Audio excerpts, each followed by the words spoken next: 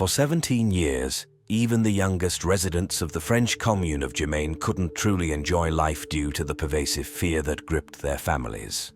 Local resident Manon lives near the former home of the grieving family, and her parents told her about what happened when she was still a child. We walk the same streets, so, of course, we are afraid that someone might attack or abduct us, the girl says. My father always accompanied me, and now we finally know what he did, and he confessed to everything. That is somewhat comforting. For 17 whole years, it was impossible to see a child walking alone on the street. On January 9, 2003, 9-year-old Estelle Mouzin disappeared while returning home from school in her hometown of Germain, in the department of Seine-et-Marne near Paris. The girl lived with her mother Suzanne Mouzin, who was in the process of divorcing her husband and Estelle's father, Eric Mouzin. The father lived in the commune of Le Vessinet with her older brother Arthur, approximately 60 kilometers away from her mother's home. When Suzanne returned home from work at 7:30 p.m. and realized that her daughter was not there, she reported the child's disappearance to the police. In July 2003, the police began to suspect that serial killer Michel Fourniret might be involved in Estelle's disappearance because he had confessed to killing 7 people, including 3 young girls. Michel Fourniret and Monique Olivier appeared to be ordinary French retirees, he with his glasses and well-groomed hands in a professorial pose, and she, with her sunken cheeks, resembled a typical grandmother looking after her grandchildren. Behind this facade, however, lay one of France's most dangerous sexual predators, who committed his murders with the active involvement of his wife and faithful accomplice. This grey-haired couple stood alongside the most horrifying criminals in the country's history. Using her image as a happily married, respectable wife, Olivier instilled confidence in the girls that they had nothing to fear, while the poor victims were about to become the next prey of the killers. Once the girls were kidnapped, bound, and sometimes drugged, Olivier would inspect them, checking whether they were virgins, which her husband desired. The couple met after Fourniret was arrested in 1984 for sexual crimes in the Paris area and placed an advertisement in a newspaper seeking a pen pal. Michel and Monique corresponded for a long time, and then, as it turned out, Fourniret proposed to Olivier, a former caregiver, to get rid of her 2 ex-husbands who, according to Monique, had mistreated her. In exchange, she promised to find young girls for him. Fourniret never fulfilled his promise, but 2 months after his release in 1987, Olivier did what she called her first offering to her beast. Isabelle Laville was a shy 17-year-old girl who was seeing a therapist. Olivier said she chose her because she reminded her of her young self but was still an innocent girl that her husband desired. Olivier drove up to Isabelle in her car and asked for directions, convincing the girl to get in the car and show her the way. A little further down the road, Fourniret was waiting for them, pretending to be a motorist who needed help because his car broke down. Olivier stopped and allowed the man to get in. As they continued on their way, Fourniret, sitting in the back seat, strangled the girl and announced that she was now their captive. On the way back to their home, they drugged Isabelle too much. At home, Fourniret found himself unable to assault the girl, so he had sex with Monique instead, and then he killed Isabelle by strangling her. In 2006, he led the police to her remains, which were dumped in an old well. Olivier claimed she didn't know that Fourniret would kill the girl. Whatever the case, the incident seemed to solidify the relationship between the couple. In 1988, while pregnant, Olivier asked 20-year-old student Fabienne Leroy for help, saying she urgently needed to see a doctor. The sympathetic girl got into the car, and this time, Fourniret was behind the wheel. He drove the car into a field and forced the victim to get out at gunpoint. After Olivier checked the girl's virginity, Fourniret assaulted and killed Fabienne. Her body was found in a field the next day, and the couple continued to find victims and kill them following their established pattern. When their son Salem was born, the criminals didn't hesitate to use him as bait, telling girls they needed a doctor for the baby. Even if Olivier didn't always accompany her husband on his trips, he would always tell her about his exploits, claiming that he went hunting or saying, "I found satisfaction." In 2003, Fourniret made a mistake. A 13-year-old girl he abducted in Belgium managed to escape from his van when he stopped at a gas station. She chewed through the rope he used to tie her wrists. The girl was picked up by a passing motorist who noted down the van's license plate number. Fourniret was arrested, and in his car they found several hairs, one of which belonged to Manania Thumpong, a 13-year-old girl whose remains were found in a forest in 2001. Fourniret was not eager to cooperate with the investigation, but the police from at least 5 countries, France, Belgium, the Netherlands, Germany, and Denmark, began reviewing cases of violence, abductions, and murders that remained unsolved and resembled Fourniret's crimes. In Denmark, the police noticed that the composite sketch of a suspect in a violent crime closely resembled Fourniret, while in the Netherlands, Fourniret started to be suspected in the disappearance of 2 girls. In 2004, the criminal finally confessed to kidnapping and killing victims during the 1980s and 1990s, admitting to abducting 9 girls and young women during that time. He is also suspected of 10 more murders, 9 in France and 1 in Belgium. In 2006, rumors circulated that Fourniret might be the true culprit in the case of Christian Ranucci. Christian, a 20-year-old man, was beheaded by the guillotine in France on July 28, 1976, after being suspected of killing 8-year-old Marie-Dolores Rambler. This case had always been highly controversial. On June 3, 1974, Marie-Dolores and her brother Jean met a young man driving a car, wearing a red sweater, who claimed he was looking for his lost dog. The man had asked the children to help him, and Jean ran to search for the dog, while Marie-Dolores got into the man's car and was abducted. An hour after the girl's disappearance, Christian's car, a grey Peugeot 304, was involved in an accident and left the scene. Witnesses described the driver's appearance to the police, who immediately concluded a connection between the abduction and the fleeing motorist. After a search, Marie-Dolores' body was found in the bushes, where she had been strangled to death. Ranucci was arrested due to the car accident and the fact that he was allegedly carrying a heavy package. Police found trousers with dried bloodstains in his car, and the blood group on the trousers matched the girl's blood group. At first, Ranucci confessed to the murder and told the police where he had hidden the knife in the bushes.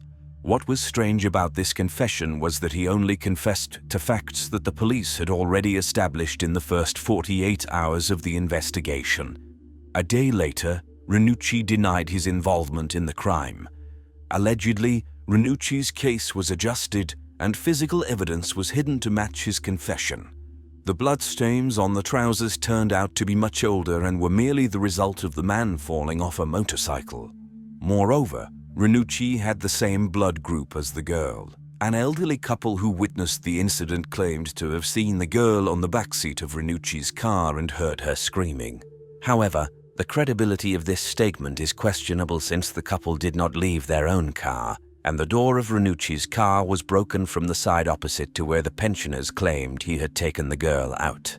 Later, 5 more people claimed to have witnessed the abduction, and all of them described a man who looked nothing like Ranucci. 2 interesting points are worth noting. Firstly, Fourniret also drove a grey Peugeot 304, which from behind resembled a Simca 1100, a car described by 2 witnesses as the one the driver used to lure children inside on the day of Marie-Dolores' abduction. The driver was wearing a red sweater, which was later found by investigators. As it turned out, the sweater found at the crime scene did not belong to Ranucci, as several sizes too small for an athletic-looking young man like him. Secondly, the most surprising discovery was a photograph taken by a photographer from a Marseille newspaper in March 1976 in the courtroom during Ranucci's trial. Among the visitors, there sat a man with glasses who suspiciously resembled Fourniret. Although the fact that Fourniret attended the trial was refuted, it is hard to deny that he is a much more suitable suspect in this case. For example, He went on vacation to Marseille in June 1974, driving a car of the same grey colour and brand. At that time, he was 32 years old and, compared to Ranucci, already had a history of sexual crimes. Fourniret also frequently used the lost dog trick to lure young girls into his car. Additionally, no signs of violence were found on the child's body. Unfortunately for Ranucci, the media frenzy around the girl's murder made him a suspect even before the case went to trial. Immediately after his arrest, the press labeled him as the killer, and he was sentenced to death, becoming one of the last people executed in France. Why did the police begin to suspect that Michel Fourniret might be connected to the disappearance of Estelle Mouzin? 2 weeks before Estelle's disappearance, a 9-year-old girl was almost kidnapped by a man in a white van. The girl was able to describe the driver to the police, which led to the creation of a composite sketch of the suspect. When the police focused their efforts on Fourniret, who also drove a white van, they showed the girl a photo of him, hoping she would recognize him, but she didn't. Additionally, after his confession to the murders, Fourniret led the police to the burial site of one of his young victims. On the way there, he described the clothing the girl was wearing on the day of her abduction, which was similar to what Estelle was wearing on the day she disappeared, although the police believe this might be a mere coincidence. Sometime later, the police found photos of Estelle and recordings of television programs about the girl in Fourniret's house and on his computer. It's worth noting that 2 fragments of white shoelaces and black gloves were found with Fourniret, and Estelle was wearing white shoes and black gloves on the day of her disappearance. However, the police couldn't find any additional connections between the serial killer and the crime, and the hypothesis of Fourniret's involvement had to be discarded due to a lack of evidence. Moreover, he had an alibi. He claimed he made a phone call to his son from his home on the day the girl disappeared. Although there was no certainty that Fourniret actually made that call, the police believed he was not lying. Psychologists were also confident that Fourniret was not involved in the case because Estelle was too young for him. The 3 girls he confessed to murdering were 12 and 13 years old. His accomplice and wife, Monique Olivier, told the police that once when they were watching a TV program accusing Fourniret of killing Estelle, he laughed and said it wasn't him. In May 2010, the Mouzin family's lawyer requested a new investigation into Fourniret's involvement. In 2013, he was declared innocent after several hair analyses from his van, conducted when he was arrested in 2003, did not match Estelle's DNA. As for the second suspect in Estelle Mouzin's kidnapping, Nordal Lelandaise, the police were interested in him in connection with 3 different crimes. He was the main suspect in the murder of Arthur Noyer, a soldier who disappeared in April and whose skull was found in September. He was also the main suspect in the case of the disappearance of Maëlys de Araujo, a 9-year-old girl who was kidnapped from a wedding on August 27, 2017. 9-year-old Maëlys de Araujo was last seen on the night of August 27, 2017, at a wedding to which she was invited with her parents. At the event, the children were playing separately from the adult celebration. Around 3 a.m., her absence was noticed, and her search began initially without police involvement. A witness at the wedding recalled, the DJ of the evening announced over the microphone that a child was missing. Suddenly, everyone started searching in the main hall and outside. It was terrible. To witness the disappearance of a 9-year-old girl, it's very serious. At first, we thought she fell asleep somewhere after playing hide and seek. An hour later, when she wasn't found, the police were called. The arriving police initiated the search for the child using search dogs and also explored the area with helicopters. All 180 guests invited to the wedding were interviewed.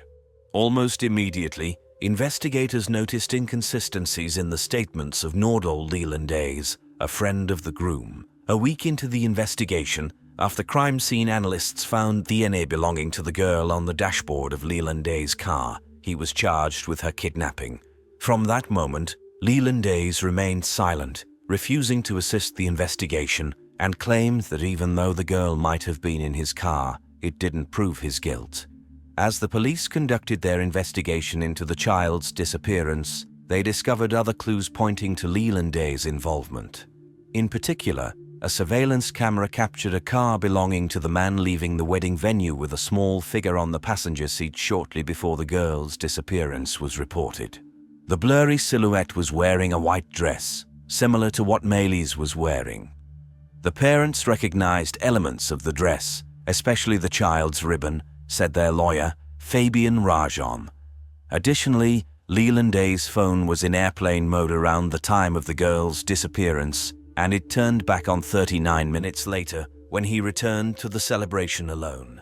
It was also established that the next day, Leland Days spent several hours cleaning his car with powerful cleaning products. He claimed he did it to prepare the car for sale. Leland Day's defense initially disputed the timeline provided by the prosecution. His lawyer confirmed that while traces of the girl's DNA were found on his car's dashboard, his client completely denied kidnapping her. He stated that several DNA traces were found on the dashboard, and someone who had contact with the child could have transferred her DNA into the car. He also speculated that children could have gotten into the car without the driver's knowledge, noting that the windows were opened during the celebration. After 6 months of investigation, Leland Days was forced to change his statements when Maylis' blood was found in the trunk of his car. He confessed to killing the girl and apologized to her parents. Earlier, he had admitted that she was in his car on the night of her disappearance but claimed not to know anything about her subsequent fate. Now, he admitted that he unintentionally killed the child. The prosecutor from Grenoble, Jean-Yves Coquelet, stated that Leland Days led investigators to the location near his parents' home in Domecine, Savoie Department, where the body was found. The search for the remains of the young girl took an entire day and was complicated by snow and rough terrain. Some of the girl's remains were found by the investigators and search dogs. The prosecutor from Grenoble said that Maylis' parents are no longer in the dark, adding that they know their daughter is dead, that she was killed, and that a few minutes ago they were told that the child's remains were found. This is a horrific conclusion to the case, the culmination of 6 months of investigation and search, he added. The girl's mother addressed Leland Days through a Facebook message. We had to wait 5.5 months for this monster to finally speak. Maylis will haunt you day and night in your cell, she wrote, grieving. My little angel, I couldn't protect you from this predator, and I will blame myself for that for a long time. Nordal Leland Days, a former military dog handler who was also charged with the murder of a young soldier, claims that he killed Maylis do Araujo by mistake but refused to provide details of what happened. Post-mortem examination showed that the girl had a broken jaw, likely from a strong blow to the face. The prosecutors handling Maylis' case suspect Leland Days to be a serial killer. On December 21, 2017, he was charged with the murder of Arthur Noyer, a 23-year-old soldier who disappeared without a trace during a hike on April 12, 2017. The soldier's relatives admitted that they also hoped to learn the truth about his death. Arthur was last seen early in the morning on April 12, 2017, as he left a nightclub to go on a hike in Chambéry. Pieces of his skull were found on a hiking trail in the municipality of Montmelian, near Chambéry, in September. The phone company recorded Leland Days' phone in the same area at the time of the soldier's disappearance. Leland Days' Audi A3 was also spotted by surveillance cameras in the Chambéry area. During the investigation, police also searched his computer and phone, and it was revealed that 2 weeks after the soldier's disappearance, Leland Days entered the search query human body dismemberment. Over time, Leland Days confessed to investigators that he gave the soldier a ride but denied any involvement in his death before finally admitting to the murder on March 29, 2018. There are also suspicions that Leland Days may be responsible for the unsolved murder of 3 people in the Alps when a British man, his wife, and his mother-in-law were killed in a car park in a wooded area in September 2012. Other cases in which Leland Days may be involved include the disappearance of Adrien Murel, a 24-year-old Belgian man who went missing near Lake Annecy in July, and Jean-Christophe Morin and Ahmed Hamad, who disappeared in 2011 and 2012, respectively. Leland's alleged connections to these murders led the police to start reviewing other cases of missing people in the region as they feared he might be a serial killer. The police investigated his possible involvement in at least 10 other crimes. While investigating other potential crimes, Leland's connection to the case of Estelle Mouzin came to light. Mayli's disappearance bore similarities to Estelle's case, as the girls were about the same age, and both vanished without a trace, with no witnesses to the abductions. Recognizing this similarity, Estelle's family requested to determine Leland's whereabouts at the time of their daughter's disappearance. Unfortunately, or perhaps fortunately, it turned out that he was serving in the military in the Marne department, 150 kilometers away from where Estelle disappeared. Thus, law enforcement had to dismiss him as a second prospective suspect in Estelle Mouzin's abduction case. Over the course of several years while the search for Estelle was ongoing, other potential leads were discovered, which ultimately led nowhere. For instance, a real shock for the girl's family was the appearance of a photo allegedly of Estelle, which was taken from a website containing indecent images of children.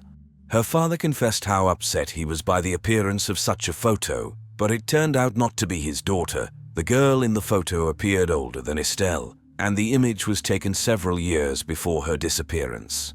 The police had no new leads, and the chances of finding Estelle were diminishing before their eyes. But then thunder struck on January 24, 2020, when Monique Olivier, the former wife of Michel Fourniret, claimed that her ex-husband killed Estelle Mouzin. On March 6, 2020, her statements were confirmed by Michel Fourniret himself. For years, Michel Fourniret denied any involvement in the girl's disappearance. However, 16.5 years later, on November 27, 2019, Michel Fourniret, a serial killer and predator of minors who was already serving a life sentence, became the primary suspect once again. He was charged with abduction and forced confinement, which ended in death. On January 24, 2020, Monique Olivier confirmed to Judge Sabine Keris that it was indeed her who made the phone call from their home to Fourniret's son on January 9, 2003, the day of the girl's disappearance. Not stopping there, she continued to narrate that the girl represented the type of victim her husband was seeking, and she was not too young for him as psychologists once claimed. She admitted that a few days before the abduction, her husband had been driving around the region and returned one evening, announcing that he had spotted a beautiful little target, as he put it. Responding to questions from the investigating judge after his alibi collapsed due to his former wife's confession, Fourniret finally confirmed that he abducted and killed the girl.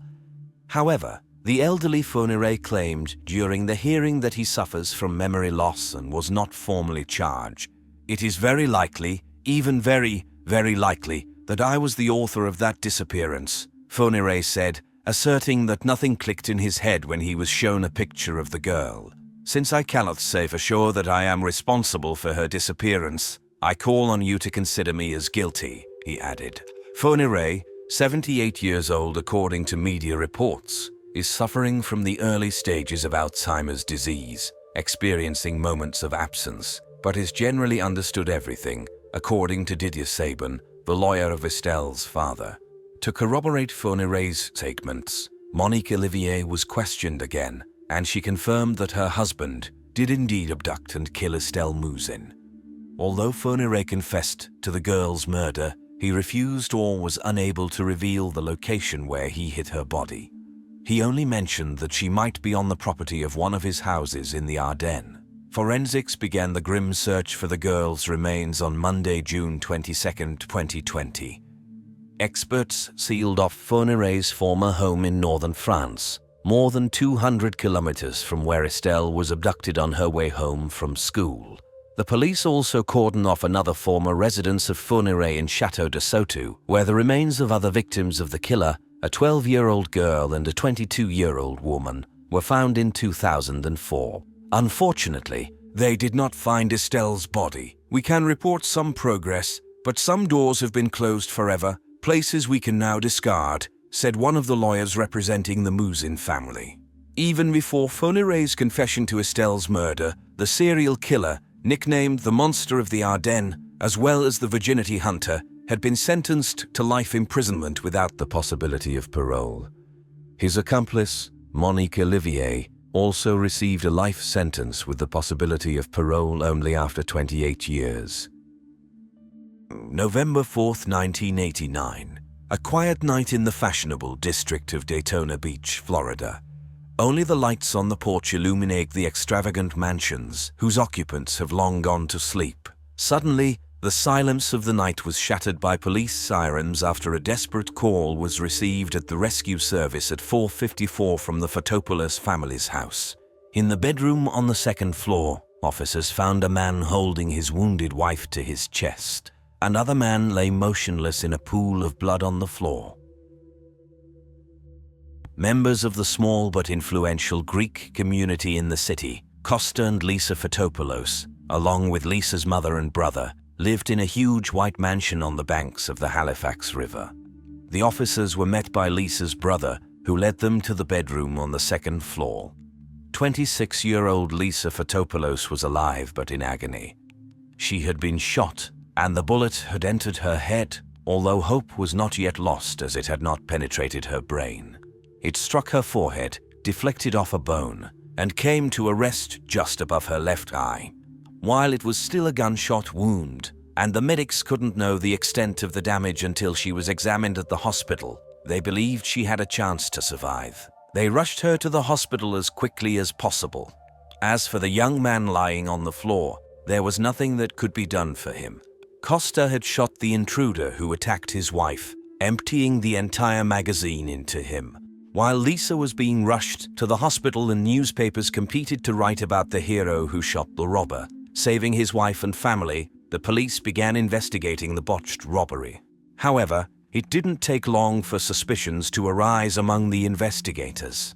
On the first floor of the house, they found a broken window, indicating the intruder had entered through it. But the window was too small for a sturdy man to fit through without cutting himself. It was also too far from the door handle to open it in such a manner. Furthermore, despite the presence of crystal, silverware, electronics, and artwork in the house, the stranger hadn't touched anything and went straight to the bedroom where he shot Lisa. This raises the question of why her instead of first eliminating the main threat, the husband. Even before morning arrived, the investigators decided to take a closer look at this case and at Lisa's husband. Konstantinos or Costa Photopoulos grew up in Athens, Greece, in a wonderful family. His father held a prominent position as one of the directors of the Greek airline. Since childhood, Costa dreamed of moving to the United States, where he believed a better life awaited him, a life filled with sports cars, big houses, and beautiful women. At the age of 18, he enrolled in Daytona University, where he studied aviation management.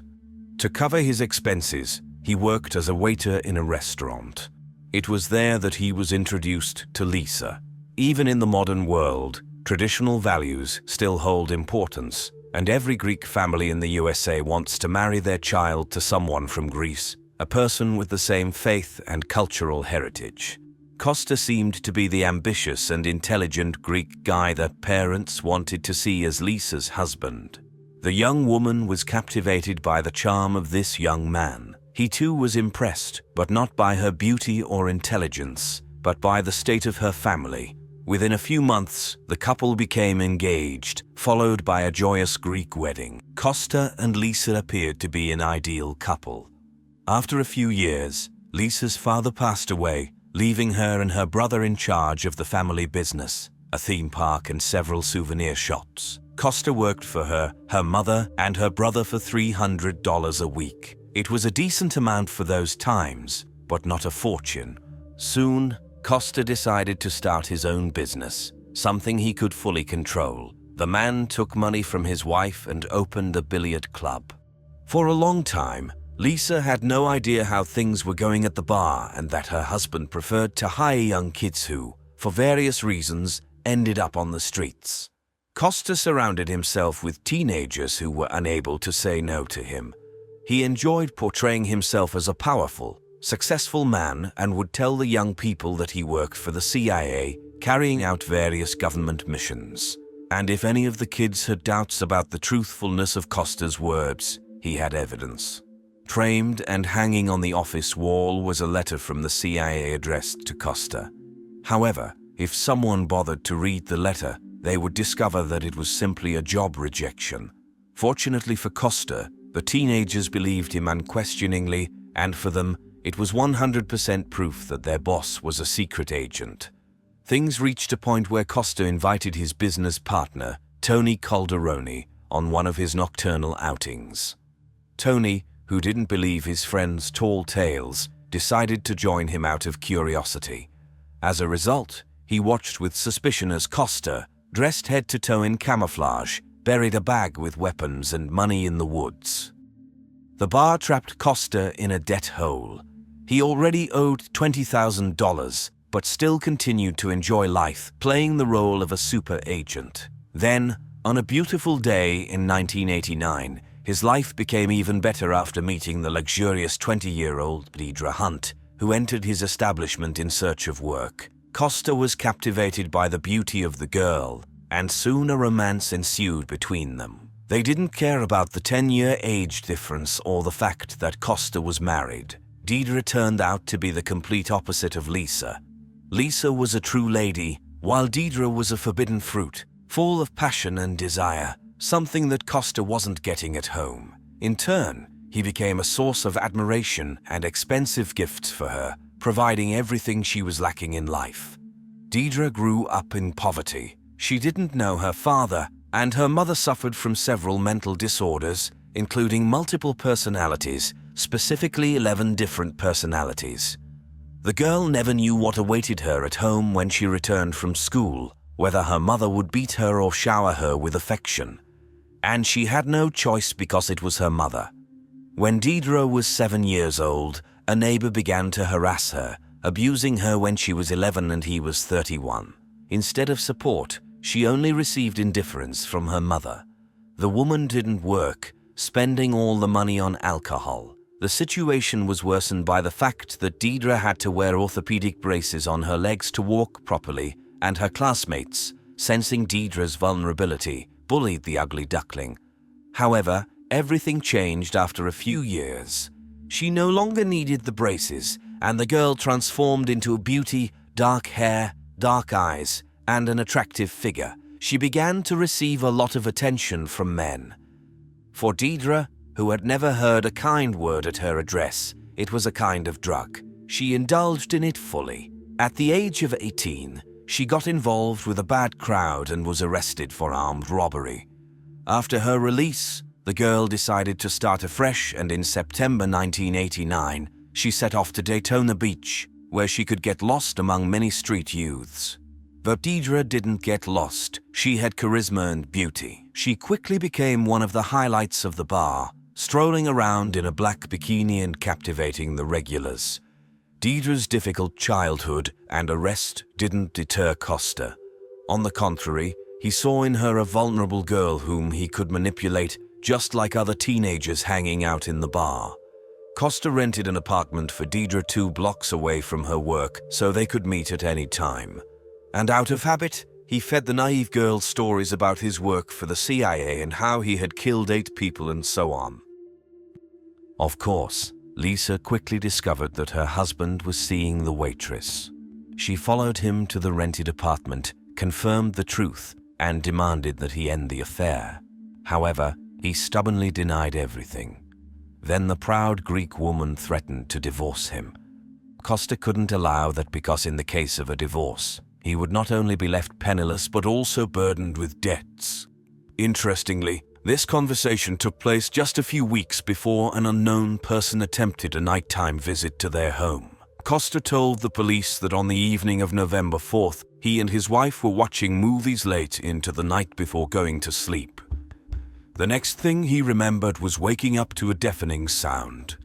Opening his eyes, he saw the silhouette of an armed man looming over his wife. Almost instinctively, he grabbed the weapon he kept for self-defense, rolled onto the floor, and emptied the entire magazine at the intruder. Miraculously, the bullet had narrowly missed Lisa's brain, and she not only quickly regained consciousness but also was able to speak. She confirmed her husband's account of them going to bed late and waking up in pain when he was talking on the phone with emergency services. However, Lisa added a few other interesting details. She saw her husband burying a black sports bag in the backyard earlier that evening for some unknown reason. Furthermore, she recounted an incident that had occurred at her workplace just a week ago when someone had tried to rob her. A young man held a weapon to her and attempted to force her into a small office space. She managed to fall to the floor and crawl between his legs, escaping from him. Fortunately, he didn't pursue her. As detectives listened to her account, they couldn't shake the thought that it might have been an attempt on Lisa Photopoulos' life, incident number 1. So, who was the unfortunate intruder who broke into their home? It turned out to be an 18-year-old named Brian L. Chase. His father stated that his son had been missing for a while, getting involved with a bad crowd that frequented Costa Photopoulos bar. As the media buzzed about the incident, the news reached the teenagers who frequented Co-Star's bar. A phone call came into the police, altering the course of the investigation. The call was from a 20-year-old named Newman Taylor. Taylor believed that the police would find it interesting to know that if Brian Chase was the one who died, he had been hired to kill the woman. Taylor was a friend of Deirdre, and a few weeks ago, she offered him $10,000 to kill Lisa. It was a tempting offer, but what stopped him was his knowledge of Costa. Taylor was certain that he wouldn't make it out of the Photopoulos house alive because Costa had an arsenal of weapons stored there. He refused, realizing that his own death could be part of the plan. Now, when he read the news, he immediately understood what had happened. Brian was his friend, and he didn't want Deirdre and Costa to get away with it. He knew Brian wasn't the killer, but he was terribly afraid of Costa. He realized that both he and Brian were in danger. The investigators believed the witness because it aligned with what they observed at the crime scene. The police wanted to talk to Deirdre, and they got lucky. She showed up at the police station herself. She confirmed Taylor's words but claimed that the idea to kill Lisa belonged not to her but to her lover. Lisa had found out about her husband's affair and planned to divorce him. In the event of a divorce, Costa would be left bankrupt, but if Lisa died, he hoped to receive a $700,000 insurance payout. In addition to that, Deirdre revealed that the bar was actually a front for money laundering. Costa had a business partner in Greece who produced counterfeit banknotes. That's why he hired street teenagers who didn't ask too many questions. The FBI had suspicions about this, but they didn't have evidence yet. Deirdre admitted that besides Taylor, she approached at least 3 other teenagers with an offer to kill Lisa. The initial plan was to attack Lisa at a Halloween party. However, her friend Taja James, who agreed to carry out the task, got scared of the crowd surrounding the victim. The next incident was the one Lisa reported to the police. After Taja's failures, Deirdre persuaded Brian to commit the crime, promising him $5,000. He was supposed to stage a car accident and then shoot her in the head. But Brian's car simply wouldn't start. The next time he tried to break into the house, he was scared off by the neighbors. Only on the 3rd attempt did he manage to get close to Lisa. Costa disabled the alarm, so the young man entered the house unimpeded, walked straight into the bedroom, and shot the sleeping young woman. He was supposed to shoot again, but the gun jammed, and while he was struggling with it, Costa emptied his entire magazine into him. Costa had initially planned to kill Brian to appear as a hero. But when he realized his wife was alive, he and Deirdre started brainstorming how to finish the job. They decided to dress Deirdre as a nurse and deliver a bomb disguised as flowers to Lisa's ward. Fortunately, the police were guarding Lisa's room, and this plan also failed. Deirdre's story seemed so incredible that the investigators could barely believe it. But it didn't end there. In an almost casual tone, sipping on a Diet Cola and taking a drag from her cigarette, Deirdre claimed that she and Costa had killed before. Their victim was a young man, 19-year-old Mark Kevin Ramsey, who worked at Co-Star's bar. The young man knew about the money laundering, but, unlike most teenagers who kept their mouths shut, he believed he deserved a share. He threatened to blackmail Costa, and Costa fired him. However, supposedly impressed by the young man's audacity, Costa offered Kevin to join a secret club of hired assassins. According to his words, it was an elite group of trained killers who received thousands of dollars for complex tasks ordered by the CIA. Costa mentioned that all recruits had to undergo an initiation ritual. Kevin agreed and allowed himself to be taken to the woods and bound. Costa promised that he and Deirdre would simply shoot near his feet for a few minutes to make sure he wouldn't flinch and would be capable of such work. Suddenly, Costa gave Deirdre a signal and she shot Kevin 3 times in the chest. Because it wasn't Kevin's initiation, it was Deirdre's. Then she approached the young man, grabbed him by the hair, lifted his head, and shot him in the temple.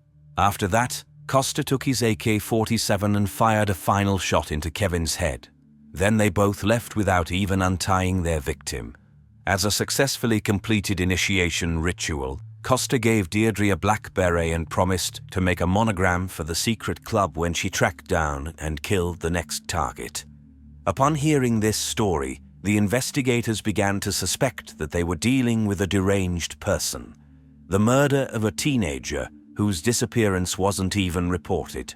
Her words seemed too far-fetched to believe. To expose the liar, they asked her to lead them to Kevin's body. Without hesitation, Deirdre showed them the way. The poor boy's body still lay in the woods, where the lovers had left him, but that wasn't all. Deirdre made an even more significant statement that caused a sensation. She claimed the existence of a video capturing Kevin's execution. Initially, Deirdre was enthused about the recording, but then she realized that Costa would use it to keep her as his accomplice under control. Was the girl trying to portray her lover as a psychopath to protect herself? Or was there really a video that would lift the veil of secrecy over the hired assassins club? The investigators had to ascertain this. Costa, of course, denied everything, but upon obtaining a search warrant, the police found a cassette in his garage. It was a fully captured video of the teenager's murder. The boy screamed in pain and terror so intensely that the police officers in the room took a while to recover from what they had witnessed. But the crucial evidence in the recording was that Deirdre followed the instructions of a man behind the camera, a man with a distinct Greek accent. Simultaneously, the police unearthed the sports bag mentioned by Lisa. Inside were an AK-47 and the .22 caliber pistol, which the two had used during Kevin's murder. Deirdre, Michel, Hunt and Konstantinos Photopoulos were charged with the murder of Kevin, Brian, and the attempted murder of Lisa. During Deirdre's trial, prosecutors portrayed her as a ruthless and cold-blooded killer, but during Costar's trial, they presented her as his victim, someone who believed in his fabrications about secret agents and an exclusive club of top-notch assassins. The prosecutors themselves admitted to perceiving Deirdre's role differently in this case and couldn't agree on the matter. Perhaps the truth, as always, lies somewhere in between. Deirdre's mother testified in her favor, confessing to mistreating her daughter when she was a child. Deirdre saw nothing but chaos in her life, so it's not surprising that she fell under Costar's influence. According to her testimony, Costa physically and psychologically tortured her, extinguished cigarettes on her, burned her with an iron, and committed other atrocities. An hour before the verdict was announced, she decided to admit her guilt in the crime to avoid the death penalty. However, the judge showed no sympathy towards her. Watching the video of Kevin's murder was enough for him to sentence her to death. Deirdre appealed based on the fact that while she was in prison, awaiting the opportunity to testify against Costa, her lawyer struck a deal with a television show to sell her interview for $5,000. Deceptively, he brought the filming crew to his client, claiming it was merely preparation for her testimony in court, but once there, he revealed they were journalists and persuaded her not to resist and to tell her story. The lawyer was banned from practicing law for a year as punishment. Deirdre's sentence was commuted to life imprisonment. Costa, who was also sentenced to death, filed appeals, but they were unsuccessful. He He is still awaiting the execution of his sentence and possibly enjoying some attention by entertaining viewers with his tales about the CIA. Fortunately, even in this story, there are some positives. The doctors chose not to remove the bullet from Lisa's head, but she fully recovered and continues to lead a normal life, carrying on her father's work in Daytona Beach. She married a wonderful person and left behind the story with Costa and the 6 unsuccessful attempts on her life far behind her. In the morning of August 15, 1989, Wolfgang Silaf received a phone call in his office. "Mom has disappeared," he heard through the tears in the voice of Yasmin, the 20-year-old daughter of his younger sister Birgit Meier, who was 41 at the time. Wolfgang immediately understood that his sister couldn't have simply vanished and abandoned her daughter. Despite the fact that the girl was no longer a child, they had maintained a very close and trusting relationship with her mother. In 1989, Wolfgang was leading the criminal police department in Hamburg, however. Even such an influential person couldn't secure a thorough investigation into his sister's disappearance by the police in the city of Lüneburg, where Birgit lived. Firstly, the Lüneburg police were occupied with the investigation of 2 murders, to which they devoted all their resources. Secondly, apart from their workload, there was another reason to approach this case somewhat carelessly. They had a suspect from the very beginning, Birgit's husband Harold Meier. The man was a successful businessman working in the printing industry. He had started dating another woman after separating from his wife a few months before Birgit's disappearance. Birgit, who was unemployed at the time of their separation, struggled with the impending divorce and occasionally sought solace in alcohol. However, on the evening of August 14, 1989, Birgit greeted her husband with a smile. Harold came to discuss the terms of their separation, and it seemed that the woman had finally come to terms with her emotions. Birgit and Harold had a friendly discussion about the conditions of their divorce. Birgit was supposed to receive 500,000 Deutsche Marks and agreed to move out of the family home near Lüneburg. The next day, they had agreed to go to a notary. However, in the morning, Yasmin discovered her mother's disappearance. Birgit's Opel Cabriolet was parked in the garage, but there was no sign of the woman anywhere in the house. As it would later become known, her documents had also disappeared. Apart from a shoe print near Birgit's house, there were no slightest indications of a committed crime, no blood, no signs of struggle. According to Birgit's husband, the previous evening had gone smoothly and they hadn't argued. After her husband left, Birgit had spoken on the phone with her mother and daughter and had mentioned that she and her husband didn't quarrel and that the meeting went well. However, despite Harold's statements, the police suspected that the husband had found another way to part with his wife and avoid paying her 500,000. Today, Harold Meier continues to live in the same house from which his wife disappeared without a trace. He remembers Birgit as always being his loyal friend whom he could fully rely on. However, many believe Harold was guilty of his wife's disappearance and later her murder.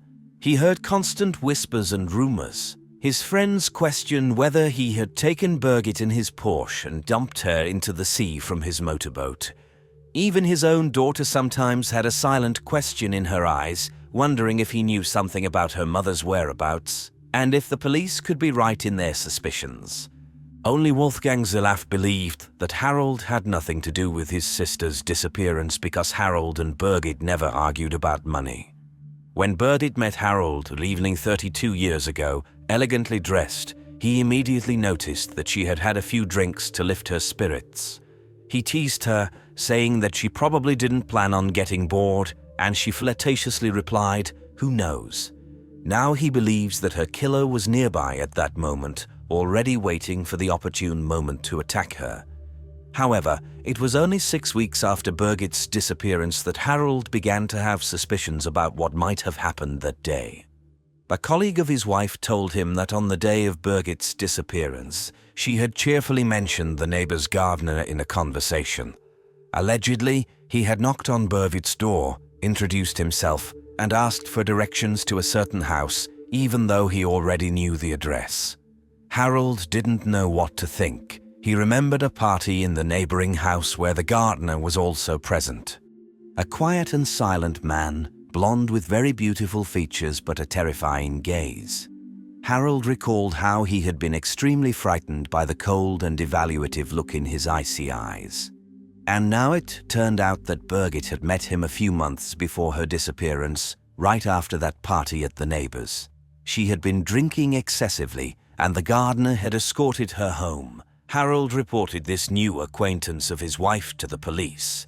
The investigators found out that the gardener, who also worked at the cemetery, was named Kurt Werner Wichmann. He was handsome but an extremely dangerous type.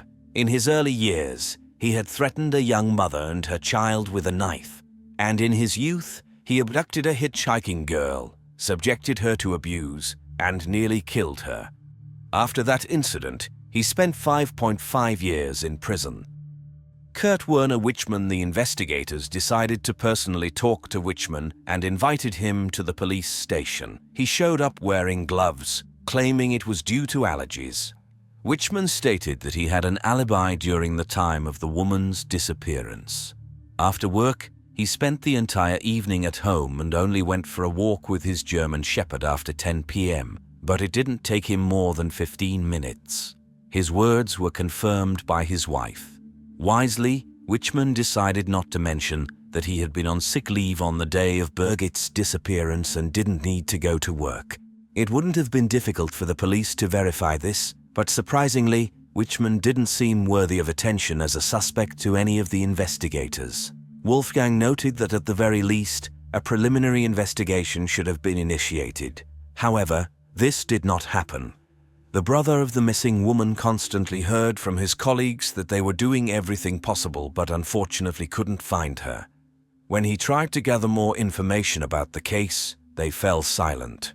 Days, months, and years passed before a new prosecutor in Lüneburg took up the case. It was only in 1993, 3.5 years after Birgit's disappearance, that a criminal case was filed against Kurt Werner Wichmann on suspicion of Birgit Meier's murder. On a cold February morning in 1993, the police knocked on the door of a brick house on the outskirts of Lüneburg, Kurt Werner Wichmann's home. His wife opened the door, but her husband was not at home. The police presented a search warrant and began their work. The search immediately led the officers to a recently demolished wall made of plasterboard in the basement. On the first floor, they noticed a soundproof door. Kurt's wife explained that she didn't have a key. It was only in possession of her husband and his brother. The officers forced open the door, behind which awaited a veritable arsenal, 2 small-caliber rifles, a revolver, silencers, ammunition, stun guns, knives, sedatives, chains, ropes, and handcuffs with traces of blood. The police confiscated all these items. During the search of the surrounding area, a metal detector was triggered. With the help of a police excavator, they managed to dig up something extraordinary in Wichmann's garden, an entire car, a brand new bright red Ford sports coupe, on the back seat of which forensic experts found blood. The search team also detected a strong smell of decomposing flesh inside the car, but no actual body was found. Shortly thereafter, the police found a parked VW Golf near Lüneburg registered to Wichmann. Inside the car, they discovered road maps, a sleeping bag, a thermos, and binoculars. The equipment seemed more suitable for a hunter or someone who spends a lot of time spying on people they intend to kill. For several weeks, Kurt managed to evade the authorities. However, on April 15, 1993, an accident occurred on a country road near Heilbronn. The police inspected the car, which contained 2 men. Weapons were found in the car, so the driver was taken to the station. It was discovered that the driver was Kurt, and his younger brother was sitting next to him in the car. The police did not believe that Kurt could pose a danger to himself, so they did not confiscate his belt. The man died in his prison cell on April 25, 1993, at the age of 43. The police quickly closed the case because, according to the German Code of Criminal Procedure, the deceased should not become the subject of an investigation. However, this was far from the end of the story. Rather, It was the beginning of an investigation that would lead to the uncovering of the most horrifying crimes in the country's criminal history. In 2002, Wolfgang retired and was able to dedicate more attention and time to his sister's case. He gained access to the case files and was shocked. To his horror, he discovered that all the evidence had been destroyed, including the red Ford that was unearthed, and the basement in Kurt's house, where the search team had sensed the presence of remains, had never been thoroughly investigated. However, in Wolfgang's opinion, the evidence should have been preserved. Firstly, because there is no statute of limitations on murder cases. Secondly, the principle of not conducting an investigation against the dead is not applicable in this case because there is another suspect, Birgit Harold, the husband of Birgit Meier. To justify or condemn Harold, all the evidence needed to be examined, the neighbors of Kurt needed to be interrogated. In short, regular police work needed to be done. But now, it was impossible to study the evidence.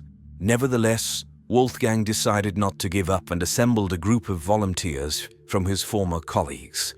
They discussed the motives, possible developments, and the behavior of the perpetrator again and again. Finally, they came up with the idea that Birgit's disappearance might be connected to other unsolved crimes. In search of confirmation of this theory, Wolfgang went to Wyman's house. The secret room had hardly changed since it was discovered in 1993.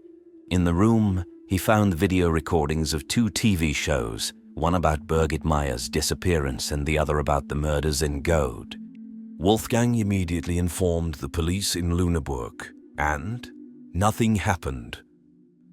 The cases remained unsolved for years. In 2015, the head of the criminal police department in Lüneburg was replaced. Wolfgang managed to convince him to create a commission to review his sister's case. The commission was led by an experienced and meticulous specialist, Richard Kaufmann, who had solved all his cases over the past few years. He discovered that a tiny drop of blood was found on the handcuffs found in Wyman's secret room, and the sample had not been destroyed because it was stored at the Hanover Medical School laboratory. DNA comparison showed that the blood belonged to Birgit Meier. Now, there was no doubt that Wyman had handcuffed Birgit and probably killed her. The investigator speculated that he wanted to kidnap her and demand a ransom from Harold, but something went wrong. It was evident that at least 2 people were involved in the abduction because a neighbor heard the sound of a running car engine that night. Where could Birgit's body have been? The investigator examined several graves dug in the cemetery when Wyman worked there, but Birgit Meier was not found in them. Then Wolfgang decided to find out everything he could about the man's past. First of all, one should not imagine a spoiled boy from a wonderful family. His father used to threaten his mother with an axe and was cruel to his sons. Young Kurt Werner Wyman ended up in a social institution called Witchenstift, and after the New Year holidays in 1964, he didn't want to go back. But he needed money to escape, so the 14-year-old boy entered the apartment of his parents' tenants, a young family, with a dagger and a flashlight. The husband was at work, and only the mother and the infant were at home. The woman woke up because of the flashlight's light, screamed, and the boy lightly choked her to prevent her from screaming. Then he turned to the child, and the woman was about to believe that he would do something to her son, but fortunately, he changed his mind. Unfortunately, the girl whom 22-year-old Kurt decided to give a ride to in 1970 was not so lucky. Offering a hitchhiking girl to get in his car, he took her to the forest and attacked her. After getting what he wanted, he choked the poor girl a little and threw her in the trunk, apparently planning to bury her. However, something incredible happened. When he opened the trunk again, the girl, who had regained consciousness, managed to convince the man to let her go, pretending that he shouldn't be afraid of her. But when he read an article about the attack in the newspaper 2 days later, he realized that the events described in it were not as he perceived them. And what did he do? He went to the police to, as he claimed, correct some facts. After adjusting the facts, the man spent 5.5 years in prison. People who knew Kirk describe him as an arrogant loner. He didn't need friends, but he had a strong need for recognition, so he was a braggart from childhood and loved things, especially cars, that he couldn't afford. Realizing what kind of person Kurt was, Wolfgang understood that he was obsessed with control. He was a narcissist for whom it was important how he appeared in the eyes of others. The desire to control his external image was so great that he was even willing to turn himself in after committing a crime. Therefore, Wolfgang assumed that his sister Birgit Meier's body was hidden in Wyman's house or on the premises of his house. It's sad that when he asked the police in Lüneburg to conduct a thorough search there a few years ago, they didn't listen to him. As the head of the investigation group told him, his criminal experience told him that Birgit wasn't there. While he was saying this, he was standing right above her body, with only a concrete slab separating them. When Wolfgang finally opened the concrete floor in Kurt's garage many years later, he found what was left of his sister's body. The autopsy showed that Birgit Meier was shot in the head, just like at least one of the victims of the Göhrde murders and another victim of the 1968 murder. The Birgit case was solved, but Wolfgang decided not to stop there, remembering other families waiting for the crimes that affected their loved ones to be solved. Thus, thanks to Wolfgang's persistence, a crime that had terrified the entire northern part of Germany in the 90s was finally solved at the end of 2017, the murders in Göhrde. Göhrde is the vast wooded area east of Lüneburg. In July 1989, the weather in northern Germany was sunny and hot, prompting many people to seek refuge from the summer heat in the cool shade of the forest. On July 12, 1989, 2 days before Birgit's disappearance, 3 people who were picking blueberries in Göhrde suddenly smelled a nauseating sweet odor. Trying to find the source of the smell, they discovered a human hand under a pine tree among the branches.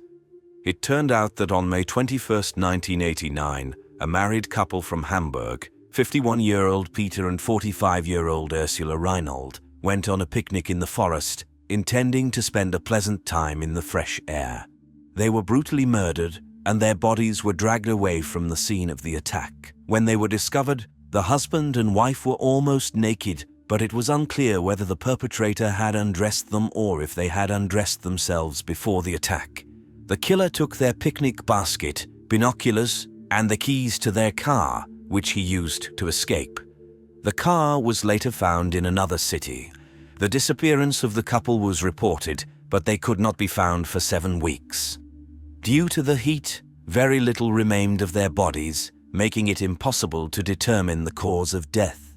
However, robbery was ruled out as the motive because valuable items were still found on the victims. Since there were no mobile phones at the time, the people picking berries hurried to the forest ranger to inform him of the horrifying discovery so that he could report it to the police. However, it was not just the bodies themselves that terrified the Germans, who nicknamed Göhrde the Dead Forest.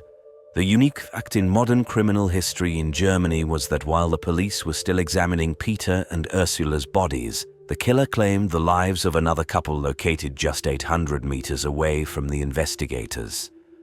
On July 12, 1989, Ingrid Warmbier, 46, and Bernd Michael Kopping, 43, from Hanover, arrived in Göhrde. They were spouses but not with each other, which is why they chose this forest. After parking their car, they walked about 2 kilometers into the forest. They were brutally killed, sound of a gunshot, and then the killer took their Polaroid camera and the keys to their car, with which he fled. It was later determined that he drove the car for about a week before abandoning it. The bodies were discovered by chance only 2 weeks later when the police were searching the area due to the first 2 murders. The crime scenes were only 800 meters apart, but subsequent tests showed that the police working on the first murder could not hear the gunshots due to the locations of the crime scenes in the depressions. Given the new discovery, the random encounter of the berry pickers became of great importance. As they hurried to the forest ranger to report the horrifying find, they encountered a man. Of course, 2 weeks later, their description of the person would be quite vague. But they remembered that they had encountered a tall and strong 40-year-old brunette with medium-length hair, without glasses or a beard. He was carrying a bag that was clearly not empty. Based on the witnesses' accounts, a composite sketch was created even if this man might not have had any connection to the crime. The common factor in these murders was that they were committed in the same area of a vast forest. Additionally, the victims were both of middle age. In 2 cases, the perpetrator stole the victim's belongings, although it was not a typical robbery. He would leave the crime scenes in the victims' cars and then abandon the vehicles in small towns with railway connections. Both towns were located along the Hanover-Hamburg route, and these parallels led investigators to speculate that the same person was responsible for the crimes. In 1989, Kurt Werner Weimann was 40 years old and lived 30 kilometers away from Göhrde. On the day of the secret lover's murder, he was on sick leave. The spouses were also killed on a Sunday when Kurt didn't have to go to work. However, the investigators initially found no evidence linking Weimann to the crimes in Göhrde. Furthermore, he did not resemble the composite sketch. Therefore, the police focused on other suspects, suspecting that the deceived husband of the second victim had hired a professional to deal with his unfaithful wife and her lover, but accidentally targeted the wrong person before carrying out the hit. Once again, Wolfgang couldn't understand the investigators' decision. He and his group of colleagues immediately suspected that Kurt matched the profile of the Göhrde killer. The brutality of the crimes and the intimate aspects, as evidenced by the victim's exposed clothing, all aligned with Weimann's profile. Moreover, years ago, Wolfgang found a videotape of the TV program Oktenzeichen Sei, which covered the Göhrde murders, in Kurt's secret room. Being a narcissist, Kurt also collected video recordings and newspaper clippings about Birgit Meier. There were also pieces of evidence showing that the man sought information about Bernd Michael Kopping, who was killed in Göhrde. However, as often happens today, the DNA analysis provided the final piece of evidence. The Göhrde killer had a habit of driving the victims' cars for several days. In one of the vehicles, 3 hairs and possibly other biological materials were found. However, it took nearly 30 years before the DNA in the car was compared to Kurt's DNA. Only at the end of 2017 did the analysis yield a match. Kurt Werner Weimann was the perpetrator of the 2 murders in Göhrde. On the evening of Friday, April 20th, 2012, the Celis family had a very pleasant time. Rebecca and Sergio's 2 sons played a baseball game in which their 6-year-old sister, young Isabelle, was present. The game lasted until 10 o'clock, after which the family returned home. The next morning, the girl was supposed to play baseball and Rebecca braided her hair so as not to waste time before work. At 11 o'clock, Sergio wished his daughter good night and left. Although Isabelle had her own bedroom, she often slept in her brother's room. But on this particular night, she stayed alone. Soon, Becky and the boys went to sleep, and Sergio fell asleep on the couch, watching a baseball game he had recorded earlier. At 5 o'clock, the man woke up and slowly made his way to the bedroom. The house was quiet and peaceful when he went to sleep next to his wife. 2 hours later, Rebecca left for work at the medical center. The woman didn't notice anything strange in the house and didn't hear anything. She didn't go into her daughter's room before leaving for work. At around 8 o'clock in the morning, Sergio went to wake his daughter up to go to the game, but Isabelle was not in her bed. He asked his sons if they had seen their sister, but nobody responded. Together with the boys, he searched the house and called for Isabelle, but there was no answer. Then, Sergio Jr., who was 14 years old at the time, noticed that the window in his sister's room was wide open and the protective screen was lying on the ground in the yard. The husband called his wife. While Rebecca was racing home and the sons were frantically searching the neighborhood for their younger sister, Sergio called the rescue service. This was the call that later sparked a lot of controversy and criticism towards him. People react differently in a state of stress or panic but Sergio was surprisingly calm and collected during the call. Besides his calmness, it seemed strange to many that he immediately stated that his daughter had been kidnapped. He even laughed when he mentioned telling his wife to come home. Later, Sergio explained that he was simply trying to remain calm to provide the police with all the information they needed. Interestingly, the neighbor also called 911 on behalf of Sergio Jr. Unlike his father, he was shaking and clearly upset, but he also immediately stated that his sister had been kidnapped and they wouldn't find her. Then the phone was handed over to Rebecca, who had also been in a panic and despair when she arrived home. She was able to give a precise description of the clothing that her daughter was wearing before her disappearance. The arriving officers indeed found a protective screen on the bedroom window of the girl on the ground in the yard. There was a large hole in it, as if someone had used a tool to make it. Soft toys were always lying under the girl's window in the room, and now they were scattered in disorder. Blood was discovered on the floor next to Isabelle. Shoe prints were found behind the house, on the alley and on the electrical box under the high fence of the family. Presumably, the perpetrator climbed over it when he abducted the girl. The police organized massive searches, going from door to door, believing it was a kidnapping case, rejecting the idea that the 6-year-old girl could have run away. The neighbor of the Celis family, Alicia Stardavant, said that she was woken up by a noise around 6:30 a.m. Her bedroom is literally across the fence from the girl's room. The girl said that she heard her dogs and the Celis family dogs barking. Besides them, she heard men's voices, seemingly on her side of the fence, not at the Celis family's home. But it was already getting light outside, and she didn't pay attention to it and fell asleep again. Alicia noted that the men did not lower their voices or whisper, and she didn't think for a second that there was also a small child there.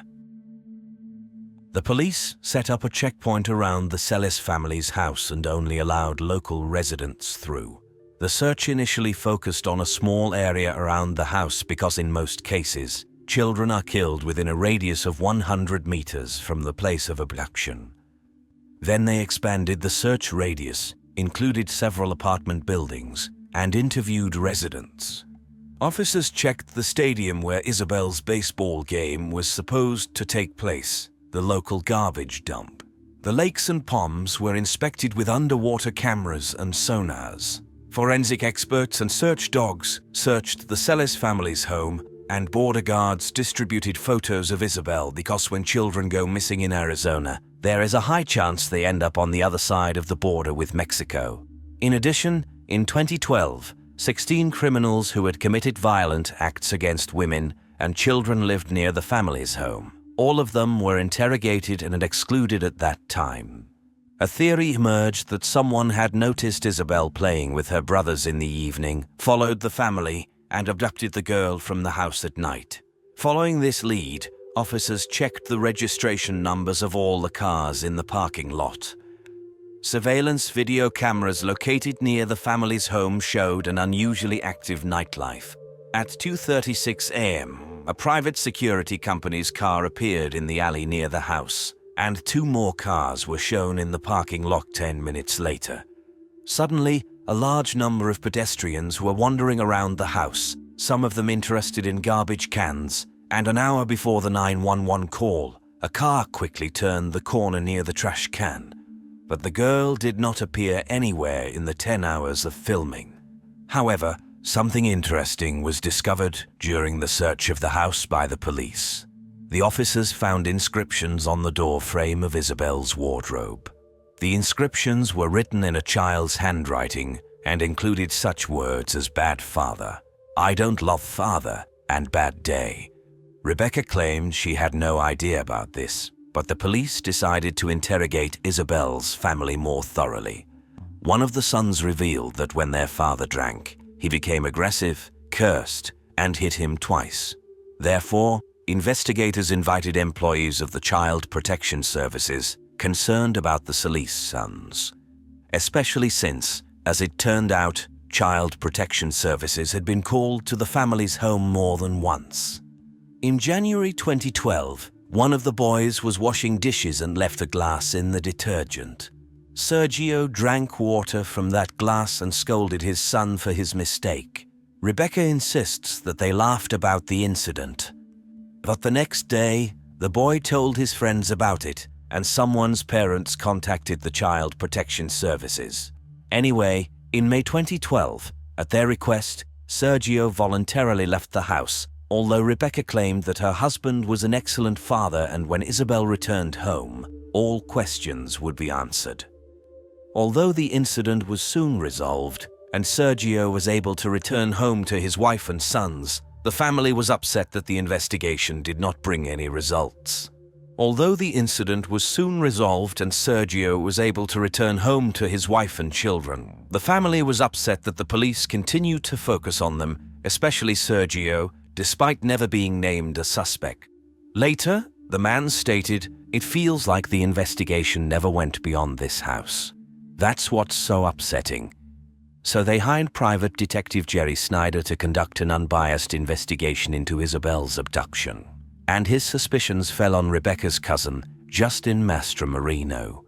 At first, Justin acted as a representative of the family, constantly speaking to journalists and giving interviews. But within 2 weeks of Isabelle's disappearance, he sent his car to Florida, hired the best lawyer, and left, refusing to answer reporters or police's questions.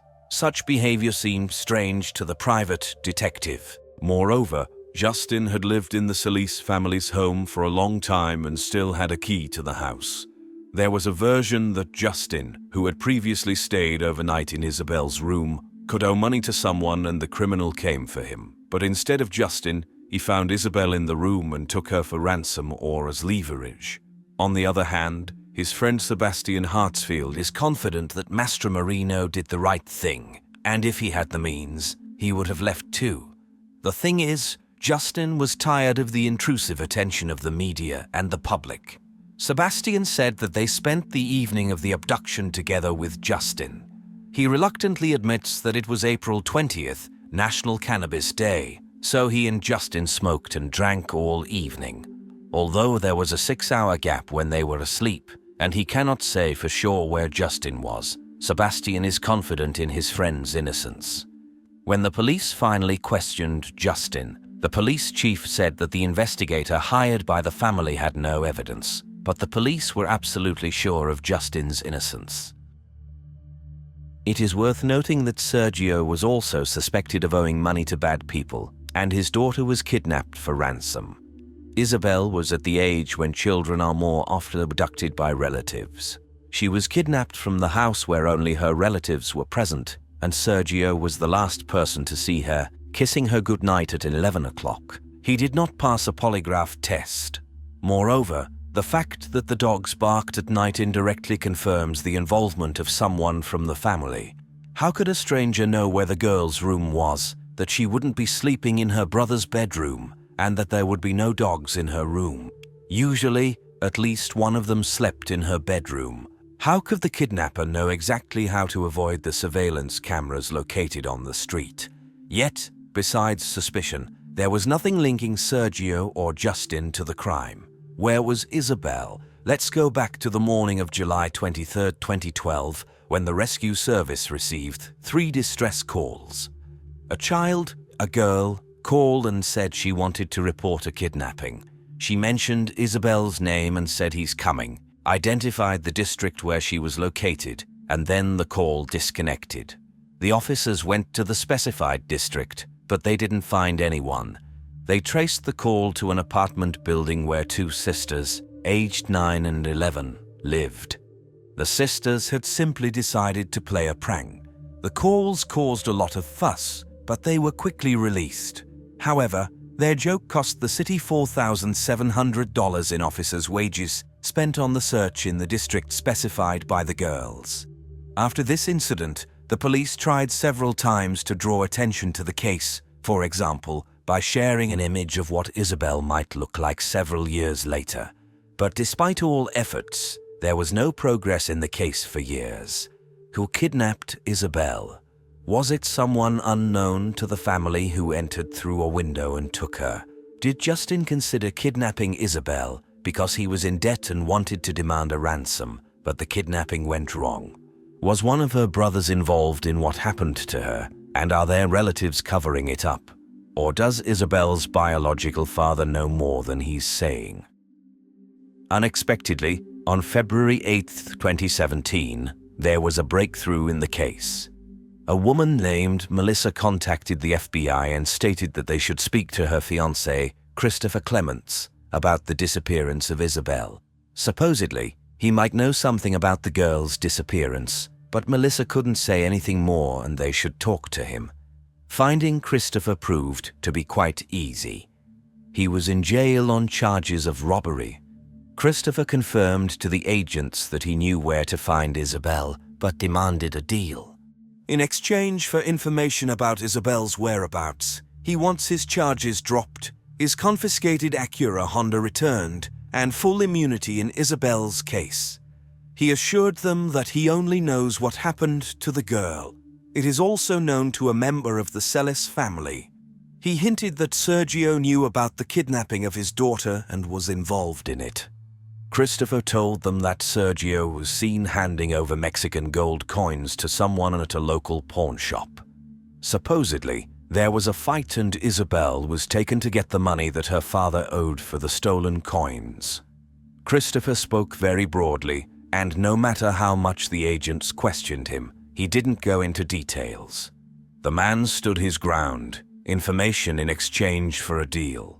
He got what he wanted. The prosecutor's office went for a deal, dropped the charges of robbery and returned the car.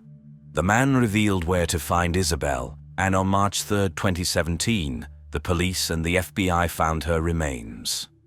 Rebecca and Sergio Celis faced the grim confirmation that Isabelle had left forever. Whatever dreams they had of a happy reunion were destroyed. However, the deal did not give Christopher Clements the desired freedom. Instead, he was transferred to the Maricopa County Jail, where he was charged with another robbery. The agreement did not provide full immunity, which Christopher insisted on in Isabelle's case. Investigators began digging deeper into the man's past. He started his criminal career at the age of 16 by committing first-degree violence. Since then, he had repeatedly gotten into trouble. The man's ex-wife said that Christopher was obsessed with adult movies, often brought girls from strip clubs home, and she was forced to sleep in the car until they left. And at the time of Isabelle's disappearance, he worked at a shopping center only 2 kilometers away from her home. Undoubtedly, detectives checked Sergio's connection to the nearby pawn shop mentioned by Christopher. They found out that 21 gold coins were stolen from the woman's house 2 months before Isabelle's abduction, and they believed that Christopher committed the theft. The surveillance camera captured him entering the pawn shop hours after the theft, delivering the goods, and receiving the money. The video did not suggest Sergio's involvement or any connection to the case. Most likely, Christopher was just studying the accusations against Sergio, which were mentioned in the press, and was talking to agents, trying to cast a shadow on the girl's father. The police received several search warrants, including one for the house where Christopher and his fiancée Melissa used to live. In one corner of the yard, investigators found a sheet of plywood under which was a plastic container containing ashes and several gruesome discoveries, including a faded lilac child's hoodie with a hood and a school assignment of a very young child with the name Mercedes on it. Her full name was Isabelle Mercedes Celis. They also found indecent photos of girls aged 3 to 13 on Christopher's devices. Searches on his computer included Isabelle Celis, unsolved cases in Arizona, and child killer acquitted. A former acquaintance of Christopher's said he talked about the Isabelle case and let slip that there might be evidence in the trunk of his car, so it was crucial to bring it back. The car was described as a Honda Acura that was returned to the man in exchange for information about Isabelle's whereabouts. It is still unknown how Isabelle died, but according to the same acquaintance, she was suffocated and her body was doused with chemicals. The man remembered that Christopher showed him photos of the Celis house that he had hidden in a Bible in his room. Investigators obtained a warrant for this Bible and indeed found pictures of the house. 2 months later, the Tucson police chief announced that they had a suspect 36-year-old Christopher Clements, who had been charged with not one, but 2 murders. The thing is, on March 3, 2017, when Christopher described to agents the location where they would find Isabelle, he mentioned an important marker, a pile of tires that clearly did not appear there in just one day. This instruction immediately alarmed the agents, because a few years ago, the police found the body of a teenage girl from Tucson near that same tire pile. The girl's name was Maribel Gonzalez. In June 2014, 2 years had passed since Isabelle's disappearance, when a rescue service dispatcher answered a horrifying call. A woman reported a body she had noticed by the roadside. The police who arrived on the call found signs that someone had been dragged on the ground, the smell of decay, and a naked body buried under the pile of tires. It was a location significantly distant from the nearest houses. The police shared with the media a photo of a chain with an anchor that the girl was wearing, as well as a tattoo on her collarbone, in hopes that the public would help identify her. Indeed, several people called the police saying that it was 13-year-old Maribel Gonzalez. Maribel's family said that she was seeing a 20-year-old man named Mariano. They had been together for 3 years but broke up a month before Maribel disappeared. Mariano told the police that she sent him a message around 11 to 12 p.m. on the day of her disappearance, asking him to pick her up because she had a fight with her mother. He ignored her message because he had to get up early for work. He never saw her again. Her boyfriend said that she loved to walk alone, even at night. She also liked to go to the mall, the same one near Isabelle's house where Christopher Clements worked. The police linked these cases based on the fact that the bodies were found in close proximity to each other. Christopher's DNA was compared to the DNA found on Maribel, and it matched. Isabelle was kidnapped and killed 2 years before Maribel. Could the perpetrator have been caught after the first crime and prevented Maribel's death? It turns out that Christopher's name came up during the investigation before his conversation with the agents in 2018, more than once. As it is already known, the officers contacted all individuals who committed sexual crimes and lived nearby Isabelle, violent acts against women and children. The list contained 16 names, including Christopher. He was listed as a Class 3 offender, meaning with a very high likelihood of reoffending. The police talked to him, but obviously, he was able to convince the officer that he had nothing to do with the case. Perhaps his girlfriend provided him with an alibi. Furthermore, after Isabelle's disappearance, her parents asked to recall any unexpected meetings, uninvited guests, traders, advertising agents, distributors, anyone who could arouse suspicion. Rebecca immediately remembered a man who was interested in their red Acura. He came twice, but the woman did not know his name, and he never entered the house. Interestingly, Christopher also mentioned that meeting during the interrogations. This is what he told FBI agents on February 10, 2017. According to him, 2 people pretended to be interested in the car. In fact, they needed to make sure that Sergio lived at that address. They approached Rebecca, and she gave them the phone number and said that they needed to talk about the possibility of buying from her husband Sergio. Thus, the men confirmed what they wanted. Christopher said that he just knew about this visit, but he himself never approached the Celis's house. However, during the conversation, he several times referred to we instead of they, as if confessing that one of the men was him. Christopher's description of the visit coincides with Rebecca's story, except for one detail. The woman described only one man who matched Christopher's description and drove the same car as he did. But her description differs slightly from the description given by her husband. What if the police had followed this lead immediately after Isabelle's disappearance? Would it have led them to Christopher Clements? Investigators believe that the kidnapping of Isabelle was not spontaneous. Christopher had planned his crimes.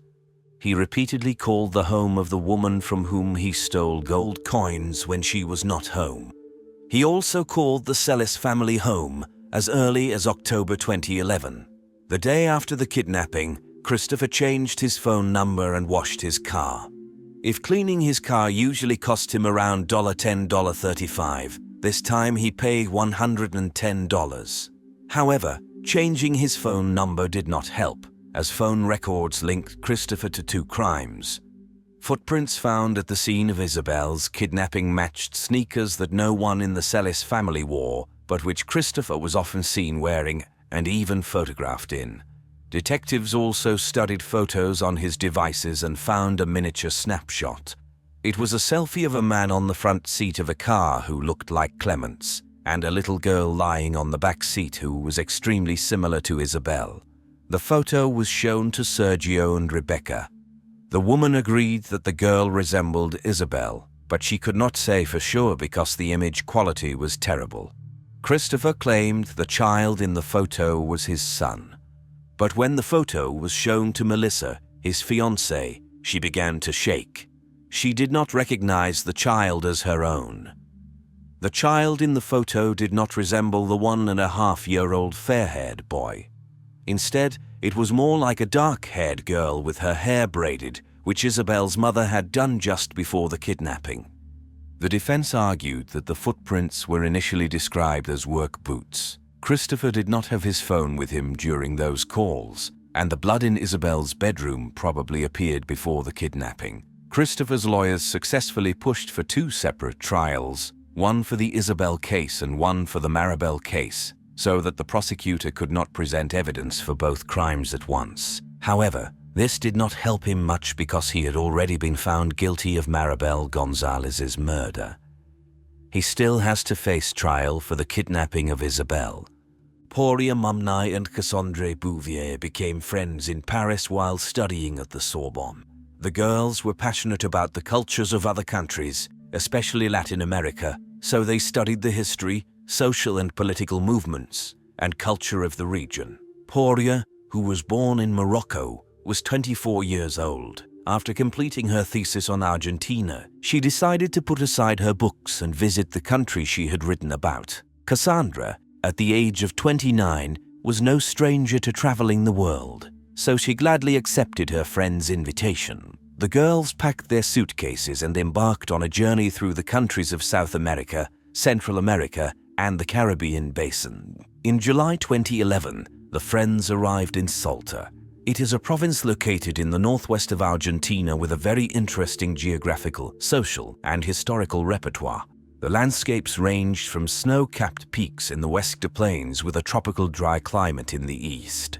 The architecture includes churches and cathedrals built during the colonial period, ideal for exploration and study by curious students. However, it is worth noting that, like many provinces in the north of the country and probably throughout Latin America, Salta maintains conservative customs. The influence of the Catholic Church on people's daily lives is significant, and the differences between social classes are pronounced. Politics is controlled by a few influential families who have held power for decades. It is important to mention that as this story unfolds, things will become clearer shortly. On July 15th, Cassandra and Horia checked into a hotel in Salta and set out to explore the sites without unpacking their belongings, as they planned to return to Buenos Aires. Salta is a popular province among tourists, known for its low crime rate and friendly population, especially towards tourists. The main attraction in Salta is the natural reserve called Quebrada de San Lorenzo. At exactly 16:23 on July 15th, the girls purchased tickets to visit the reserve. They decided not to hire a guide and ventured deep into the forest. From Buenos Aires, they were supposed to contact their families and inform them of the next city they planned to visit. However, no word was heard from them. On the 19th, unable to bear the uncertainty, their families reached out to Cassandra and Horia's acquaintances in Argentina and asked them to contact the police. 2 weeks later, a group of tourists from a neighboring town embarked on the same trail as the French girls. They arrived at the reserve quite late in the evening, but it was not unusual in this area. Around 1800 hours, one of the tourists separated from the group to find a secluded spot in the dense undergrowth. There, he noticed something resembling a body. Approaching and confirming that it was indeed a body, He screamed and rushed back to the group to inform them of his discovery. The police arrived at the reserve around 10 p.m. The tourists had not marked the exact location where they found the body, only mentioning that it was near a viewpoint. Therefore, in the darkness and amidst the dense vegetation, the police initially struggled to locate it. Eventually, they found the body, but before they could begin their work, they discovered 2 more victims just a few meters away. It turned out to be the 2 missing French tourists. The police developed several theories, including the possibility that the girls were accidentally shot by a local hunter, as many residents in the area hunt for food. Therefore, the search focused on local residents. The police arrested Francisco Tejeda, who worked as a horseback riding guide for tourists. However, he was released just a few days later as there was no evidence connecting him to the crime. His wife told the press that her husband was arrested solely because they were poor people. The police needed a scapegoat to appease public opinion. Immediately after the discovery of the bodies, the police shared with the press that they had been lying in the forest for about 3 days. Since the girls had kept their tickets to the reserve for the 15th, various theories arose about what could have happened to them during the remaining days when they were reported missing.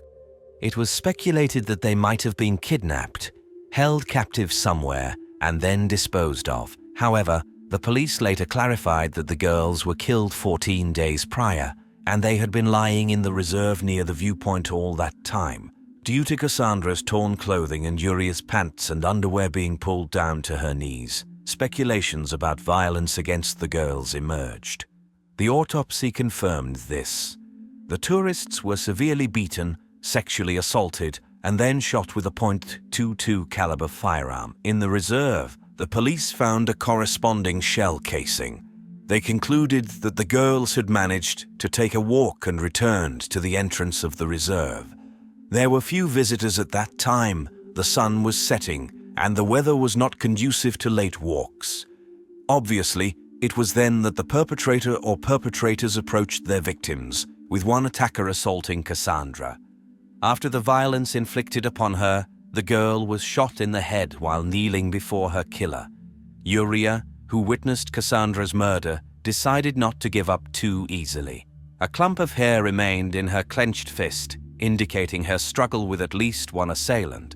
Then, according to investigators' assumptions, the girl dashed down the slope from the height when she was caught by a bullet. It hit her in the back, passing through her shoulder. The culprits left, believing that Uria was also finished. However, she was still alive and attempted to crawl back to the trail. Nevertheless, her attempts were unsuccessful as she was too weak and endured several more hours of agony before succumbing to blood loss. The investigators examined the girls' hotel room and found only one phone among their belongings, instead of the expected 2. By determining the location of Uria's phone, they discovered that a local girl named Maria Fernanda Cañizares, the daughter of a former police officer, was using it. They also found Uria's camera in her possession. The girl claimed that these were gifts from her boyfriend, Gustavo Lossi. Gustavo, 23 years old, worked as a guide in the reserve, and his father sold tickets to tourists. It was Gustavo who had offered his services to the French girls, but they declined. Gustavo had changed the SIM card in the phone, thinking that would be enough to avoid detection. Not immediately, but Gustavo Lossi confessed to being present at the crime scene and participating in the violence. However, he claimed that he was not the instigator or the killer of the French girls, but merely a witness. He recounted that upon hearing noise and running to the screams, he witnessed 2 men, 24-year-old Daniel Vilt, a stonemason, and 31-year-old Santos Clemente Vera, a gardener from the San Lorenzo plain, tormenting the girls. Supposedly, these men coerced him into participating in the violence and then allowed him to leave. However, he didn't forget to take the girl's phone and camera with him. However, during a search of Gustavo's home, the police discovered the weapon that fired the fatal shots. Uria's camera helped the police establish the exact time of the attack on the French girls. The girls were enjoying sightseeing and took several photos just before embarking on a hike through the reserve. 2 hours and 5 minutes later, at 6:28 p.m., the tourists took their last photo, which turned out blurry and unclear, allowing investigators to speculate that the attack occurred precisely at that moment. All 3 men were charged with murder. Witnesses immediately came forward, pointing to Wild as the person who attempted to sell a rifle. However, he had a solid alibi as he was at a bank during the time of the attack and could prove it. In 2014, Gustavo Lossi was sentenced for 30 years in prison, while Vera was released due to insufficient evidence and his denial of guilt. He also claimed to have an alibi. However, the prosecutor demanded a review of the case, and in 2016, both men were sentenced to life imprisonment. It seemed that one of the most high-profile cases in Argentine history had reached its conclusion. But no, the story doesn't end there. French journalist Jean-Charles Chattard dedicated 4 years to his own investigation of this case and wrote a book presenting his arguments as to why the girls couldn't have been killed in the nature reserve on July 15, as the investigators claim. The journalist is convinced that the girls didn't die in the reserve, their bodies were simply brought there after the murder. Firstly, even after a short walk in the reserve, his shoes were covered in dust and dirt, unlike the victim's shoes. The girls couldn't have taken such a path, then endured violence, fought for their lives, and still had clean shoes. Secondly, the appearance of the tourists, in general, was strange. Their clothing was more suited for an evening event in the city rather than a hike in the nature reserve. The next strange thing is that the bodies lay in Quebrada de San Lorenzo for 2 weeks. The reserve is a wild, open area inhabited by pumas, foxes, and condors. After such a period, the police could have found completely gnawed bones. However, the bodies were discovered without a single bite mark. Not to mention that they were lying in a popular reserve near a frequently visited viewpoint. Finally, the pathologist who examined the bodies confidently stated that they were killed 3 to a maximum of 5 days before the autopsy. Regarding the date of the murders, the doctor is categorical and indicated in the report that it was July 26, 2011. Remarkably, the judge who led the investigation changed this date to July 15th. Could it be possible that the judge intentionally manipulated the facts to protect someone? Could the judge intentionally tamper with evidence? Was he trying to protect someone? This is exactly what Nestor Piccolo, the commissioner in charge of the investigation, was convinced of, and it may have cost him his life. Commissioner Piccolo died under mysterious circumstances 4 months after the start of the investigation. He was found at the entrance of the commissioner's office with a bullet in his head. His mother stated that it was her son's decision, but she is certain that he was killed, and it was an execution. No traces of gunpowder were found on Nestor's hands, and before his death, he was working on a new version. According to Clemente Vera, he is innocent, and Gustavo Lossi is simply an accomplice of the real criminals, representatives of the upper classes of the province. Nicholas's investigation worried many people who wanted to hide the truth, including the judge.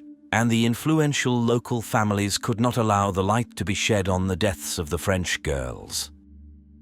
However, this conspiracy of silence was interrupted in April 2014 by an anonymous letter describing the same trail that Commissioner Piccolo was investigating. The letter was sent to the victims' families in France. Chattard received a copy of it and pursued this lead. The anonymous letter was handwritten by a woman who chose not to sign it out of fear of testifying in court. Chattard spent several months, but eventually found a witness. It turned out to be a girl who is often in the company of a small circle of influential individuals in Salta. She knew that on July 15, 2011, the 2 tourists couldn't have been killed in the nature reserve because they were invited to a party organized by the city's wealthy youth. She paints a completely different picture of what happened. At such parties, alcohol flows freely and everything resembles a movie, but it's all happening in real life. According to the girl, Cassandra and Uriah were among the guests and were seen near the pool. As the evening progressed and more drinks were consumed, the men became increasingly interested in the attractive French women. Around 3 a.m., they led them inside the house, and no one saw them after that. The guys started harassing one of the tourists. Of course, she refused, but her opinion no longer mattered to the men, and things went too far. Her friend witnessed what happened, so the guys decided to kill both of them to prevent the truth from being revealed. However, they didn't rush. They tortured the victims for several days before finally killing them. The witness provided the exact location where this supposedly happened, a villa in the most fashionable district of the city, Buena Vista, where deputies, ministers, and wealthy foreigners reside. The villa is usually not occupied permanently, as it is often rented out for private parties. There is also a pool, which is where the French women were last seen. But the most intriguing part is the villa's location, right beneath where the bodies were found. Behind the house, there is a hidden path leading to the lookout point of the nature reserve. If everything happened as the witness claims, the bodies of the girls were carried under the cover of night, taken through that path, and left in the dense undergrowth of the reserve. However, how could such a wild scenario, unfolding at a party in plain sight, remain a secret for so long? The witness claims that it can be explained by the terror imposed by the real criminals on anyone who dares to speak up. According to her, the party was organized by the son of a deputy who attacked the French woman. When she tried to escape, he severely beat her. 2 other sons of the politician were also involved in the assault and later in the murder. Today, the deputy's face calmly looks down from numerous billboards during his latest election campaign. By the way, one of his sons followed in his father's footsteps and became a politician as well. The politician refused to comment on these allegations, but one judge who presided over the initial investigation showed a great interest in the story described in the anonymous letter. He believes that it contains everything necessary to achieve justice. However, the judge who took over the case afterward had no intention of seeking other culprits. He believes that the family must be very influential to manipulate the police, and he attributes the deaths of the French women to the provincial justice system. The new version gives more weight to the witness's story, according to which he saw the 2 French women leaving the nature reserve on July 15. This means that the crime could have occurred in a different place and at a different time than what the investigators insist on. As for the blurred photographs supposedly taken during the attack in the nature reserve, Cassandra's father, Jean-Michel Bouvier, submitted the photo to an expert who believes that it has been manipulated using a photo editing program. The angle of the shot and the lighting cannot be as depicted in the photograph. In France, the victims' families no longer expect anything from the justice system. Jean-Michel Bouvier conducted an independent DNA analysis on his daughter's body. DNA from Gustavo Lossi and 2 other male individuals, as well as 1 female DNA, were found on the most intimate parts. There was no trace of Clemente Vieira's sample. The ownership of the other samples remains unknown, raising questions about the identities of the other individuals involved in the attack on the girls and the true role of Gustavo Lossi. Meanwhile, in the heart of San Lorenzo, a few hundred meters from the place where Cassandra and Uriah's bodies were found, there still stands the modest home of Clemente Vieira's parents. After their son's arrest, they struggle to make ends meet, as they are unable to work the land or care for animals in their advanced age. Clemente's parents, his wife, and many local residents believe in his innocence. They believe that his only fault is living close to the crime scene and not having the means to afford lawyers. It is especially sad considering that nothing in the case files connects him to the crime. He claims that the police beat him, that threatened him and his child, demanding a confession to the murder. When he refused to comply, they ransacked his house in search of any incriminating evidence, but they were unsuccessful. In connection with this, in 2017, Santos Clemente Vieira filed a complaint with the Supreme Court of Argentina, and in June 2020, he was granted permission for a case review. He hopes that a new trial will be conducted, during which he will be acquitted. Interestingly, Cassandra's father is convinced of his innocence. He witnessed all the hearings, traveled to Argentina multiple times to learn the details of the case, and conducted his own investigation, concluding that Vera did not commit the crime. Therefore, he visited Vera in prison, apologized to him, and then started a social media campaign for his release. Bouvier is concerned that the case review is taking an endlessly long time, while an innocent person continues to sit in prison in Salta.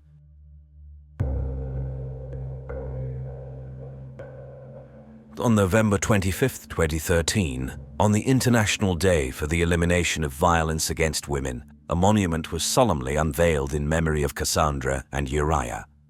Alfredo Garzon, a sculptor from Salta who lived in Paris, responded to Jean-Michel Bouvier's request to take on this work.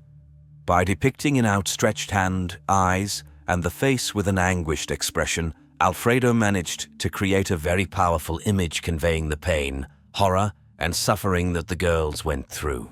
The sculpture is located in the San Lorenzo ravine, where the victims' bodies were found.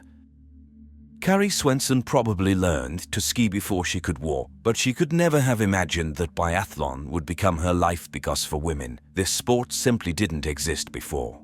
Finally, in 1983, women were allowed to compete in biathlon, despite many of them enduring years of rigorous training. The USA team missed the first Women's European Cup but participated in the first Women's World Championship in Chamonix, France.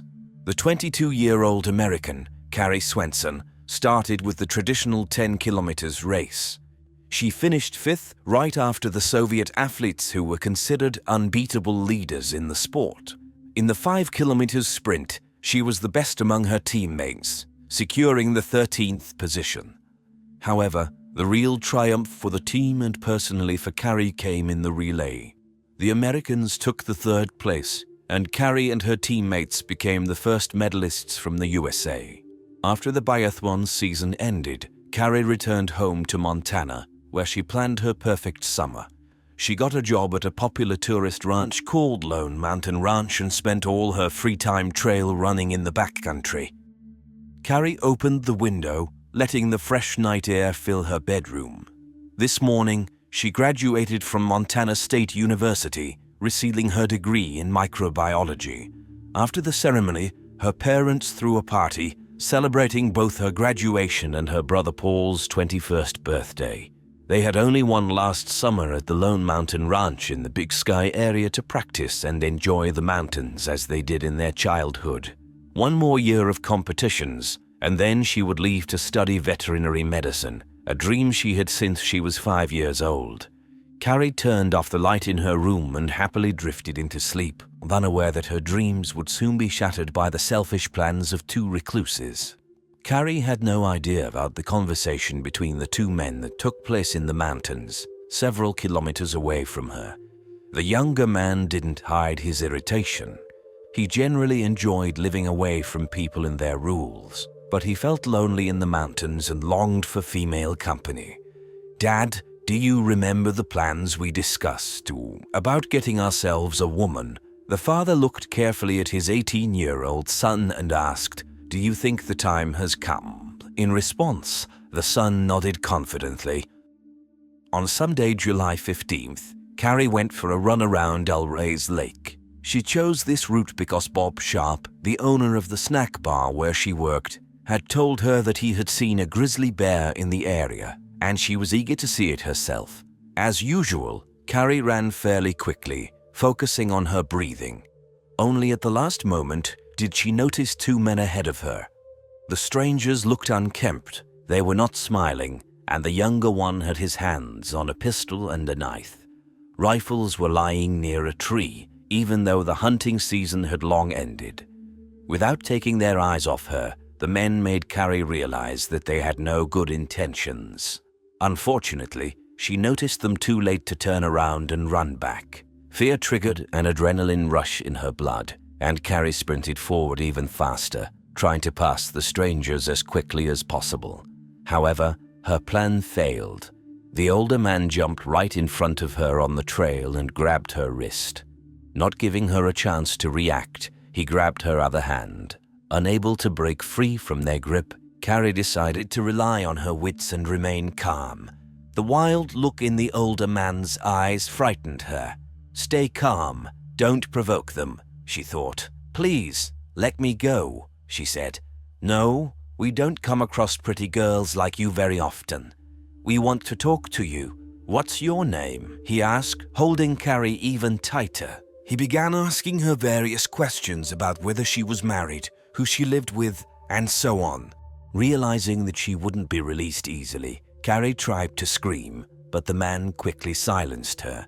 The stranger released her left hand, only to strike her in the face and then tie her up with a rope. The men said they would keep her with them for 4 or 5 days, and if she didn't like life in the mountains, they would let her go. However, from their smirks, she understood that they were more likely to take advantage of her vulnerability and eventually kill her. "It's just a nightmare," she repeated to herself, hoping to wake up at any moment, but the pulsating pain in her wrist and face indicated that it wasn't a dream. Carrie tried to appeal to their reason, explaining that her family and friends would look for her. In response, the older man threatened to shoot anyone who tried to rescue her. The men hurried on, wanting to move farther away from the lake and into the forest where they wouldn't be noticed.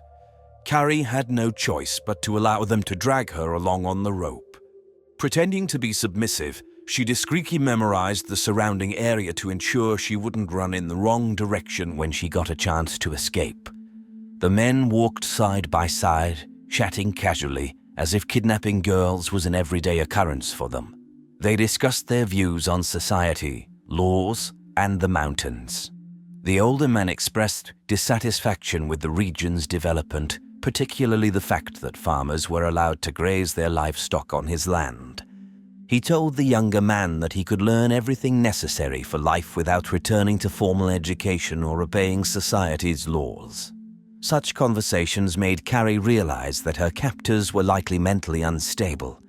In an attempt to slow down their movement, Carrie asked for water and claimed she needed to rest. The men agreed to take a break. They approached a swamp, and to her horror, Carrie watched as the older man began drinking water from it. She tried to warn him about the dangerous bacteria present in the swamp, but he dismissed her concerns, saying it was the first time he'd heard of it. Reluctantly, she took a few sips as well. She noticed that the kidnappers behaved less aggressively when she pretended not to fear them. Carrie started cautiously questioning them about how long they've been living here without knowing about the dangers of drinking water from the local swamp. They replied that they were relatively new to the area but had been living in the mountains for 12 years. The younger man added with a smirk that they were desperately in need of female company, making Carrie feel even more uncomfortable. Afterward, they continued on their way. Carrie tried to step on soft ground and break twigs to leave clues for her family and friends who would search for her. Unfortunately, the older man noticed her efforts and thwarted them. Nevertheless, since she had nothing to lose, Carrie stubbornly kept leaving marks, and the older man kept erasing them. They continued this way, and when Carrie checked her watch, she realized that no one had started looking for her yet. It was only 4 o'clock in the afternoon. Meanwhile, Carrie's friend and colleague, Alan Goldstein, who taught shooting to guests at the ranch, began to wonder why her run was taking so long. He was afraid that she might have encountered a bear or twisted her ankle and couldn't make it back home on her own. Meanwhile, the strangers continued to lead Carrie further and further away from the ranch. After discussing how far they needed to go, they asked her if she could walk 60 kilometers in a day. She chose not to answer, revealing her capability of running 50 kilometers in hilly terrain during training to her captors was out of the question. If they thought she was weaker than she really was, they might move at a slower pace. She had no doubt now that they wouldn't let her live. Not now, not in 4 or 5 days. They wouldn't sacrifice their precious freedom for her. Carrie continued to subtly study the men. They not only shared a common philosophy but also bore a striking resemblance to each other. She started suspecting they were father and son. Carrie knew that people would soon start looking for her, but the thought of her parents or friends falling victim to her captors was far more terrifying than anything she had experienced so far. One way to avoid this was to escape. Since pleading didn't work, she decided to change tactics. Her tennis coach used to say, "Change your tactics when you're losing." Why continue playing a losing game when you have the opportunity to change your strategy? Around 5 p.m., the men decided to take a break for the night, but not before chaining her to a tree, severely limiting her chances of a possible escape. Mosquitoes and black flies were having a feast, with Carrie as their main dish. She was exhausted, hungry, thirsty, fearful for her life, and now chained. Near the tree, she noticed several rocks, one of which could be used to break a link in the chain at night. It was time to try the new strategy. Carrie decided to become unbearable. "Hey, I'm tired of standing by the tree. Loosen the chain so I can sit down," she demanded. The men looked bewildered but allowed her to sit. With her eyes closed as if resting, she secretly tried to reach for the rock. Unfortunately, the younger man noticed her attempt and removed all the rocks she could reach. Around 8 p.m., she continued to act obnoxious and demanded feminine items as she was freezing and being driven mad by the mosquitoes.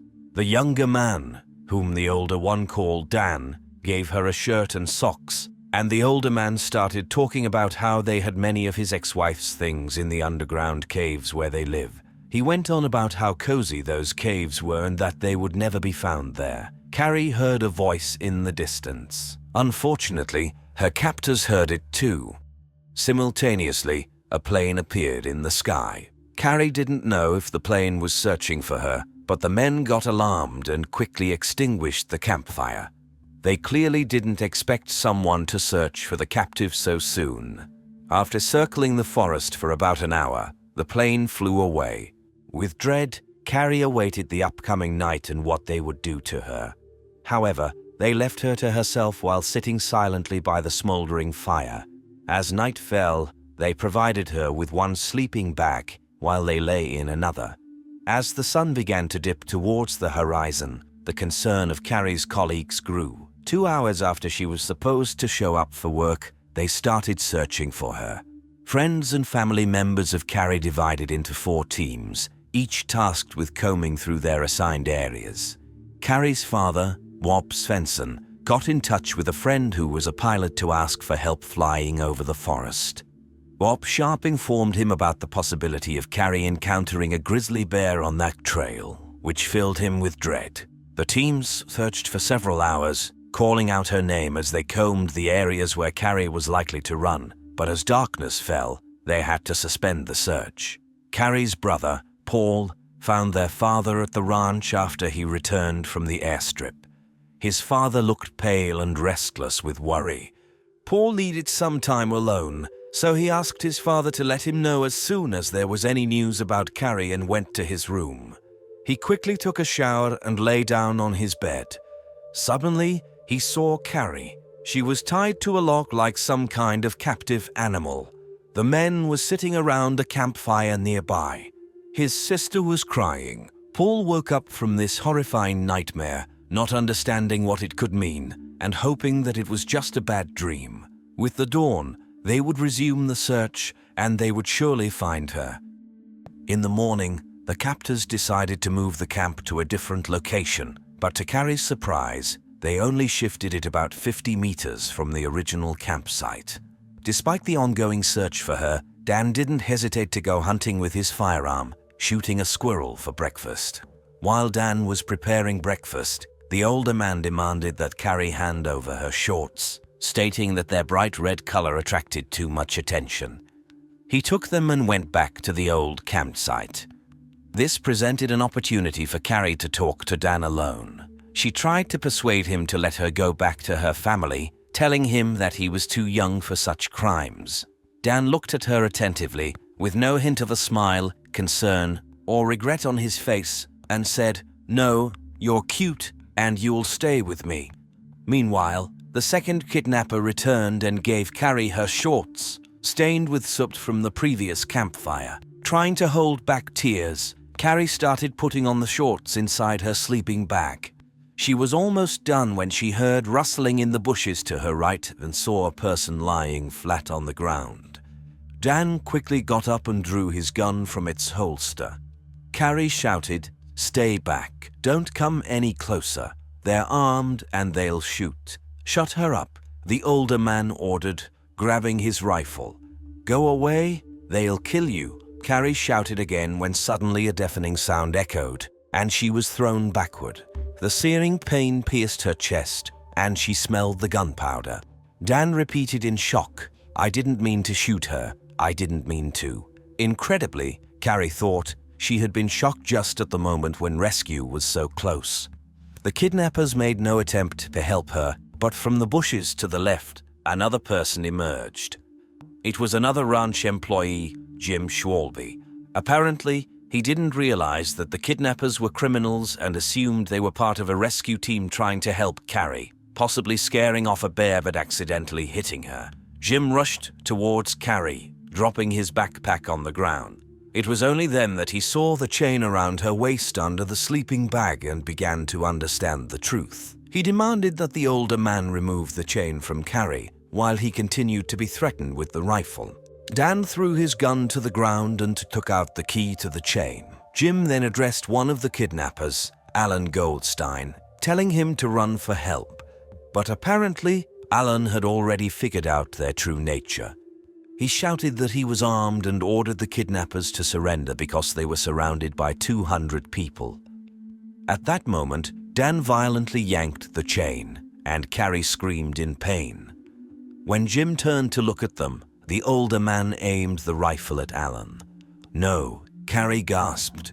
A shot rang out, and everyone heard something fall in the grass. Jim rushed to the fallen friend, but the kidnapper had already disappeared from sight. The older man reloaded the rifle and aimed it in Jim's direction, but he was too far away by then. The kidnappers quickly packed their belongings into their backpacks, took the chain, and even dumped Carrie out of her sleeping bag, stating that she wouldn't need it anymore.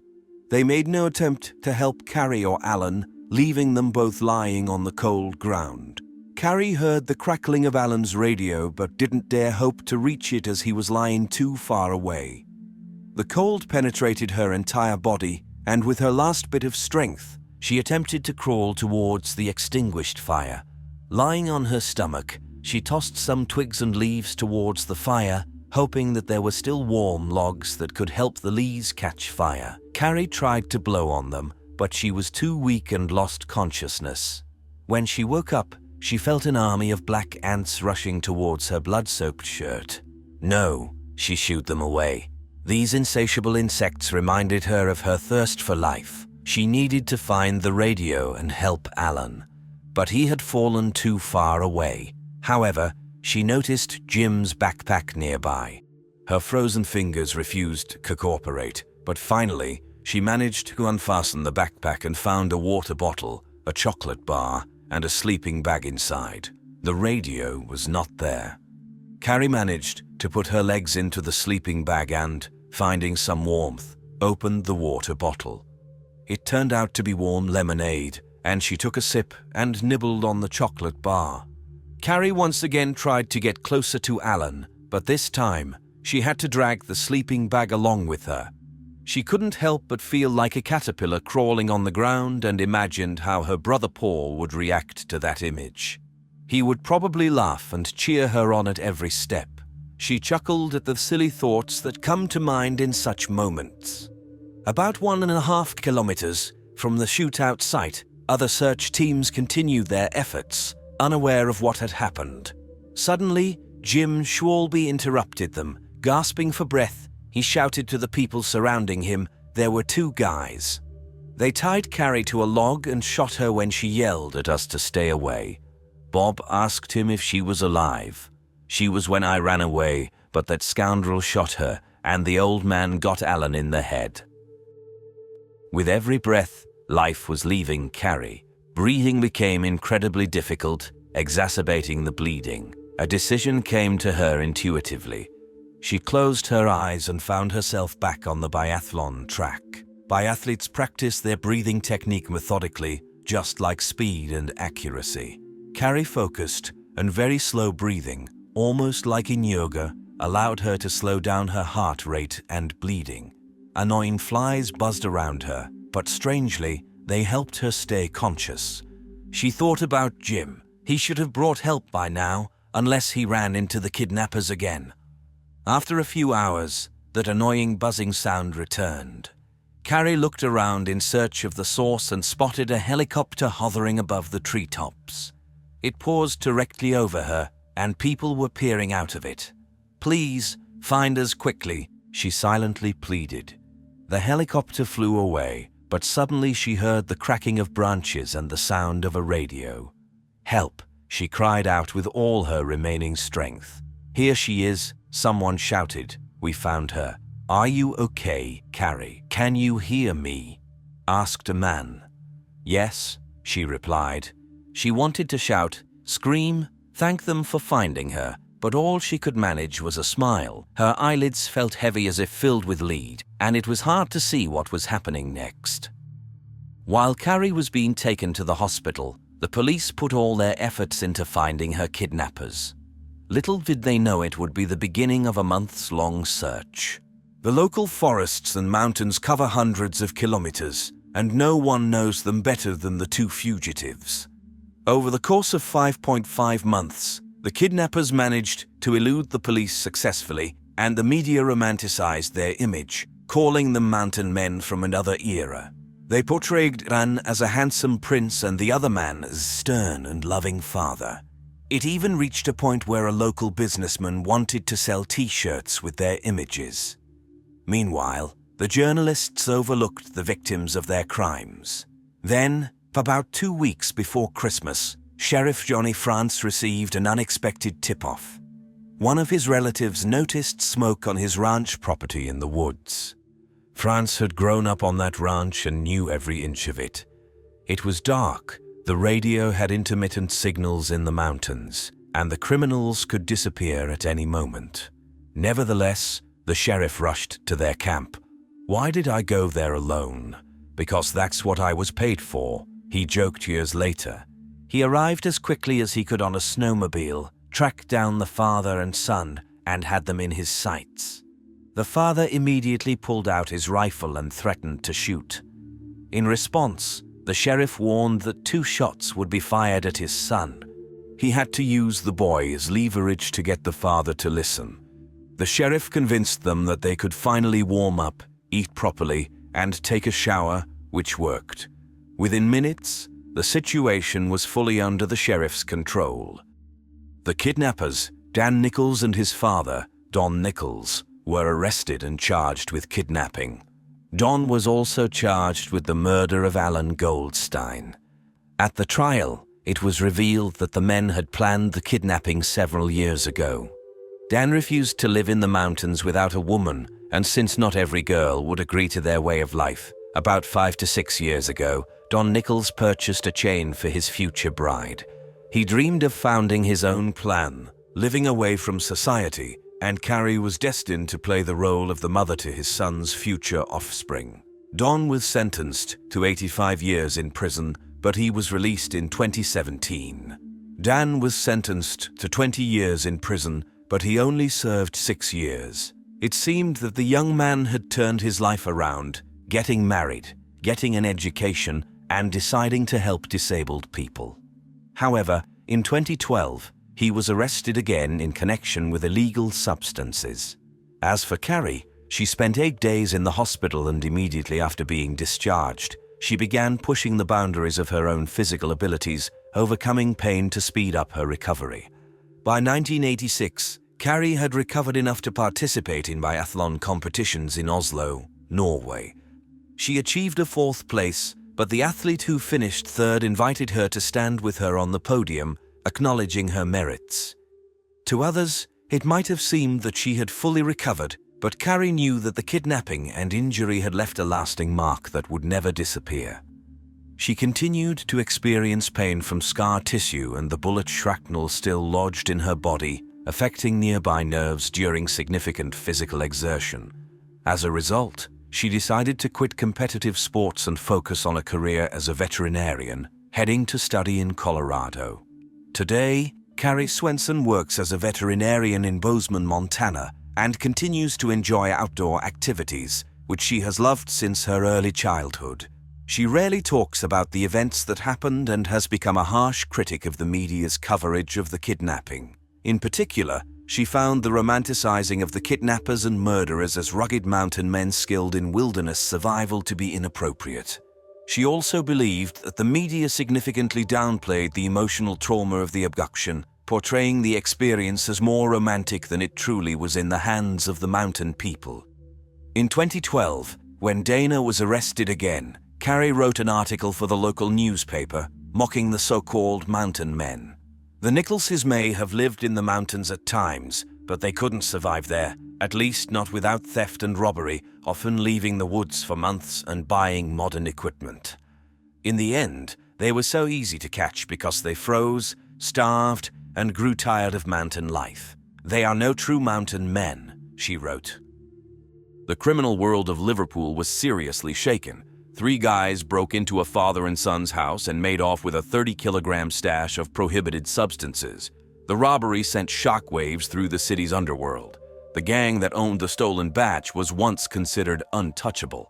A secret informant reported that the guys who lost goods worth £1 million were at the top of the city's criminal hierarchy. No one could believe that someone would dare to steal from them. Police managed to crack the case by gaining access to their phones, and in May 2022, some of them found themselves behind bars. However, Liverpool's gangs were still furious and tried to get to anyone they believed was involved in the heist. Rumors circulated that 35-year-old Joseph Nee had been gathering information for them.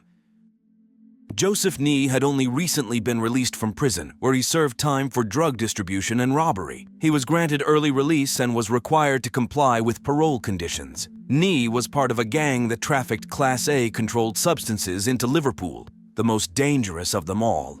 Joseph wasn't considered the most popular guy even within his criminal circle, and some had even targeted him before because even his own associates viewed him as an informant and a snitch. On August 22, 2022, Joseph and his friends gathered at a mutual acquaintance's house to watch a football match between Liverpool and United. The game ended at 21:52, and shortly after, Joseph left the house with one of his friends, Paul Abraham. Later, Paul would recount that they were simply walking down the street when, at 21:59, they heard 3 loud pops. Of course, they had heard such sounds before and instantly recognized them as gunshots. The men started running. The shooter circled around and began firing at the men from behind at close range. The attacker was very close to his target and, of course, knew how to handle a firearm.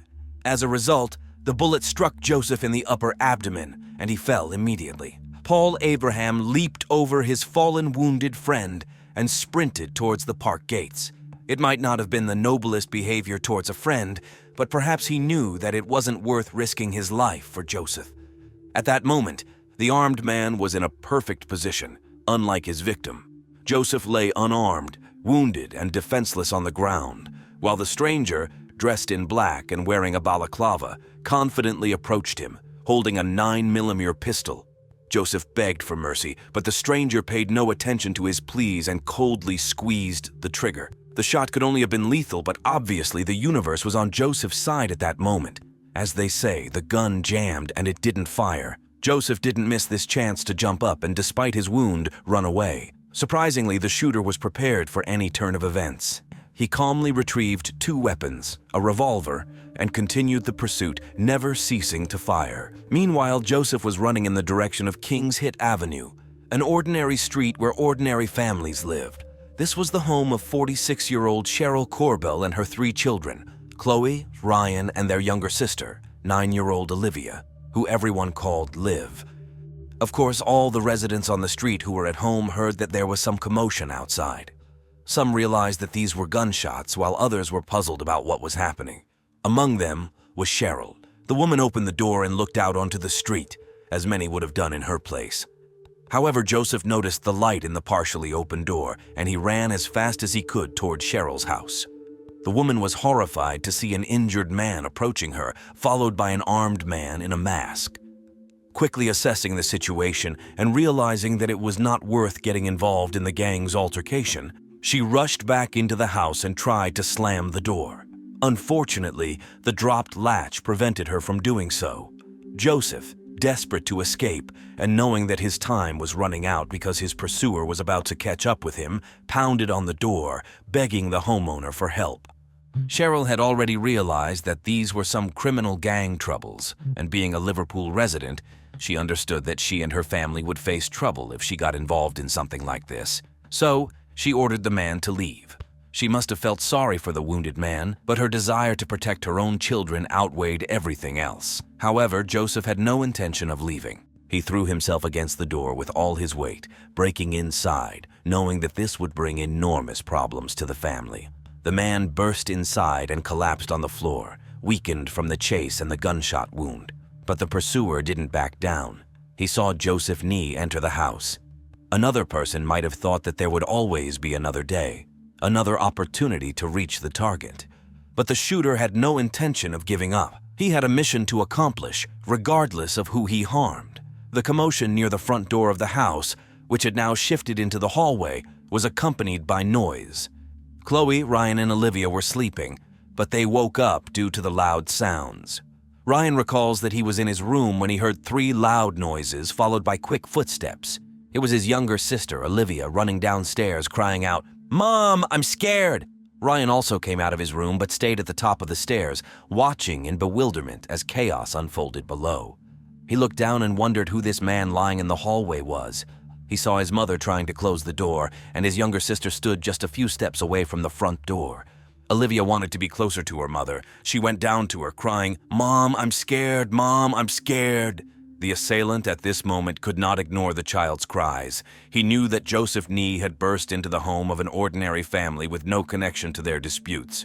He saw Cheryl trying to eject the stranger from the house, saw Joseph attempting to get inside, and heard Olivia's cries.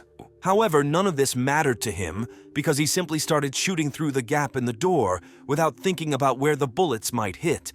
A bullet struck Cheryl, entering her right hand. But even though she was in pain, she continued to battle with the door. Joseph, at this moment, regained his senses to the point where he began to help her. He shouted at her to call the police because the shooter was still trying to force his way in. The shooter managed to push his hand with the revolver through the gap in the door. While Joseph began to plead with him to stop again, Cheryl jammed the door, including his hand with the weapon, before he began shooting once more.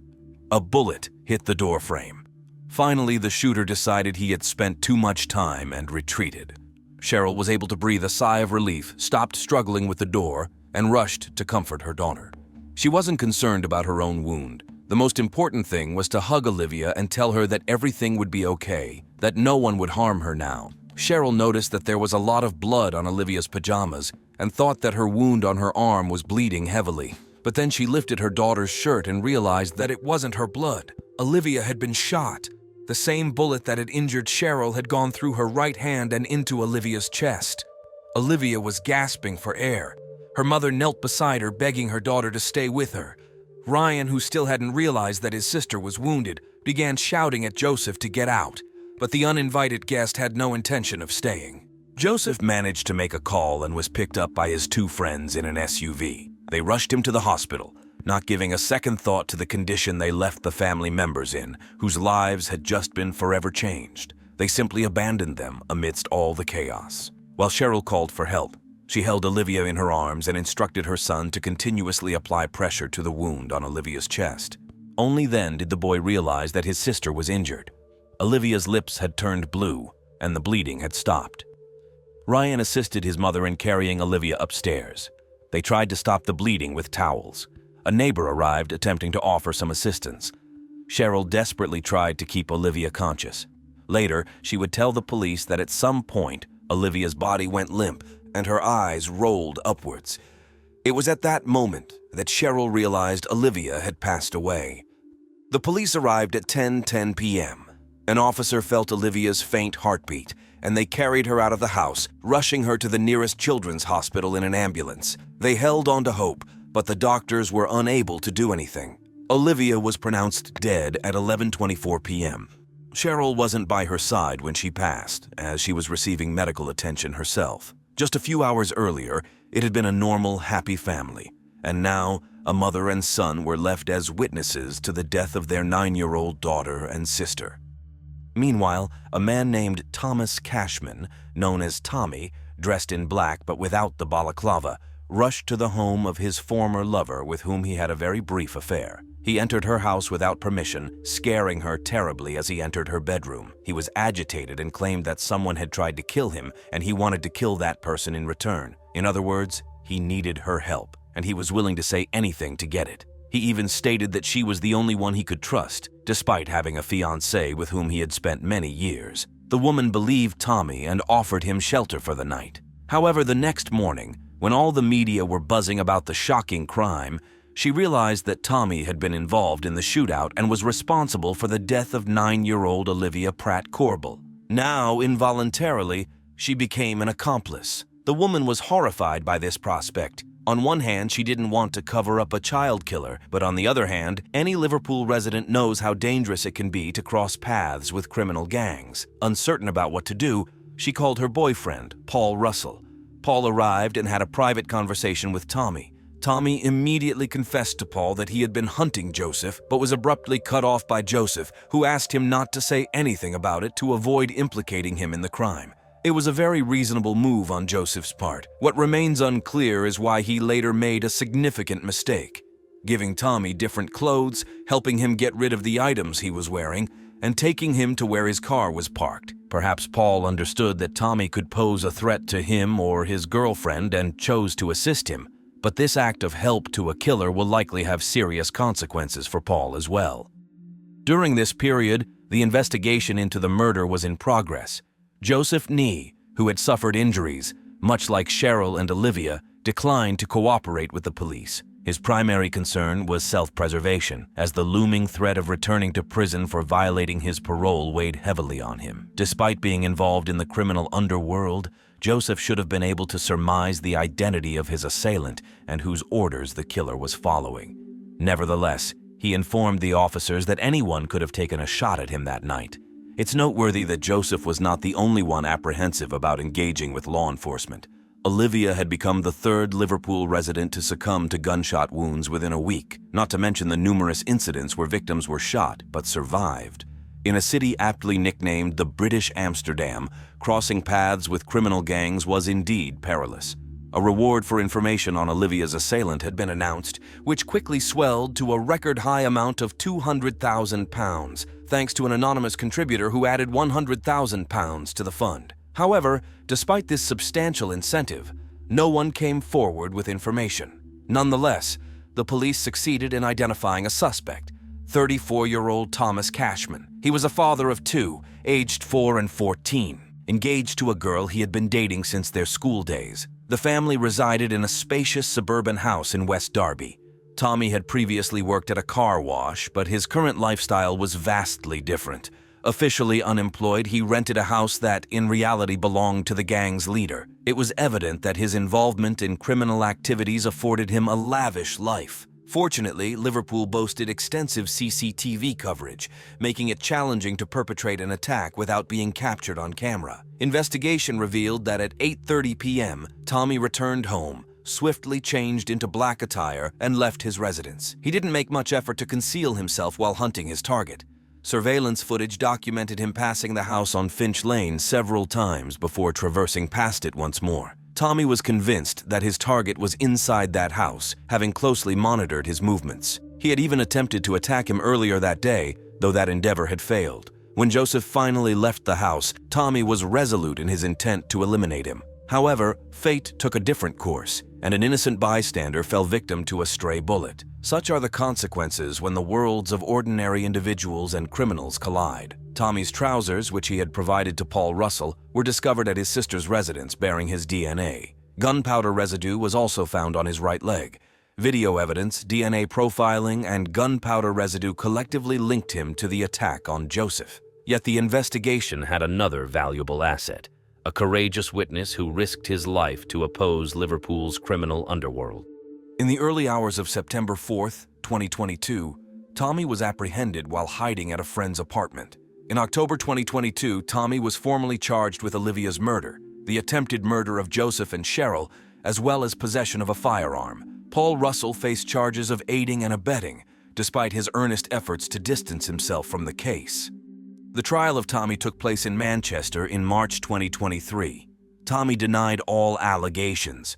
He claimed he hadn't killed anyone and that he appeared on the video because he was a local drug dealer, making deliveries that day and buying toys for his sick child. He added that he had no intention of killing anyone that day and that he had been friends with Joseph Nee for the past 10 years. However, his words were completely contradicted by a key prosecution witness. The remarkable effect came when Tommy's former girlfriend, who had sheltered him immediately after the crime, appeared in court. It was an incredibly brave move on her part, considering she lived in a city where many of Tommy's friends and gang members resided.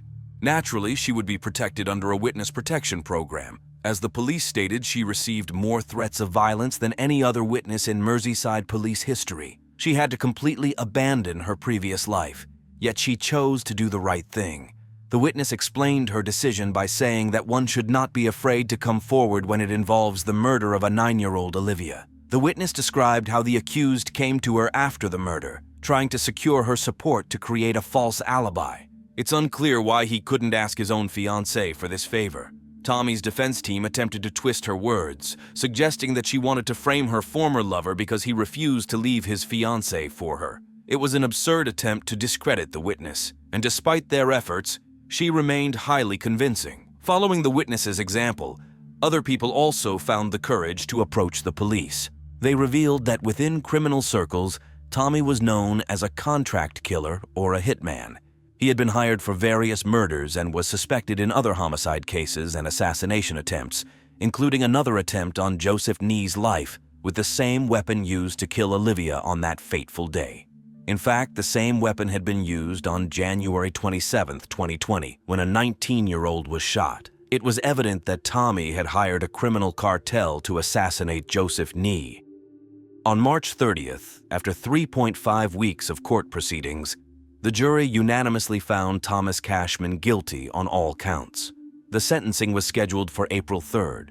On the same day, Olivia's family intended to address the court, speaking to the murderer and recounting how the crime he committed had affected their entire family. However, Tommy refused to even appear in court on that day. He was sentenced to life imprisonment with the possibility of parole at a minimum of 42 years, making him 76 years old upon potential release. The judge commented on her decision, explaining that she would have preferred to sentence him to life without parole. However, she had to acknowledge the fact that Tommy didn't intend to kill Olivia.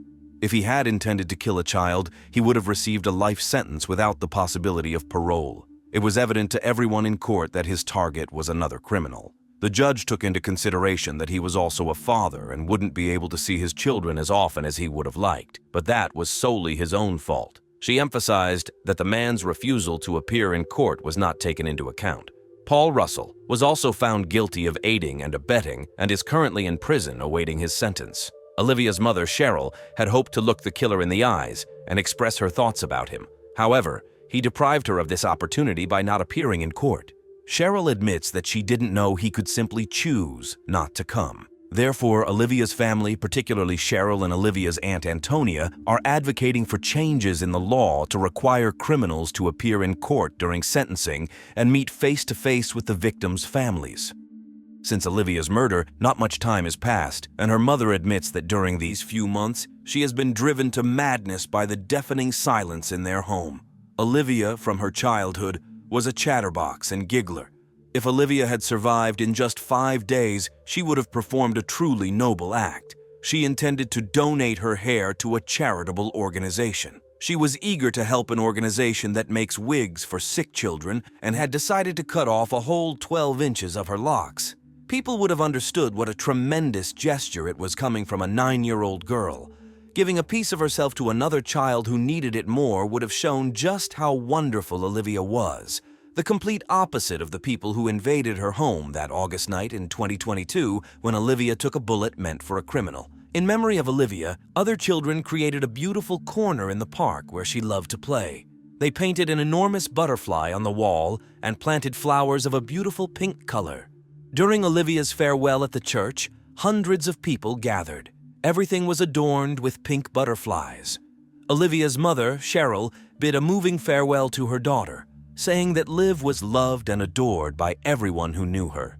She will never be forgotten. Cheryl added, I won't say goodbye, but I'll say goodnight. I love you. We'll see you in the morning. On March 1st, 2011, at 2 o'clock in the morning, Gisela Daoud heard her phone ringing. An unknown number appeared on the screen. It was a police officer from the city of Valence, asking if she was the mother of Samira Bensard. She answered yes.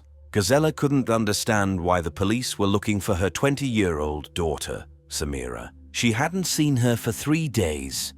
The woman demanded an explanation of what was happening, but the police response did not calm her at all. The caller stated that they were searching for Samira because her boyfriend, 22-year-old Michel Combia, had gone missing. The police had discovered that the young couple had been dating for 8 months. However, Gisela knew nothing about the guy. Samira and Michel had met at a party. Samira Bensard was a very beautiful woman who was aware of her attractiveness. She wanted to become a model and loved posing for photographs.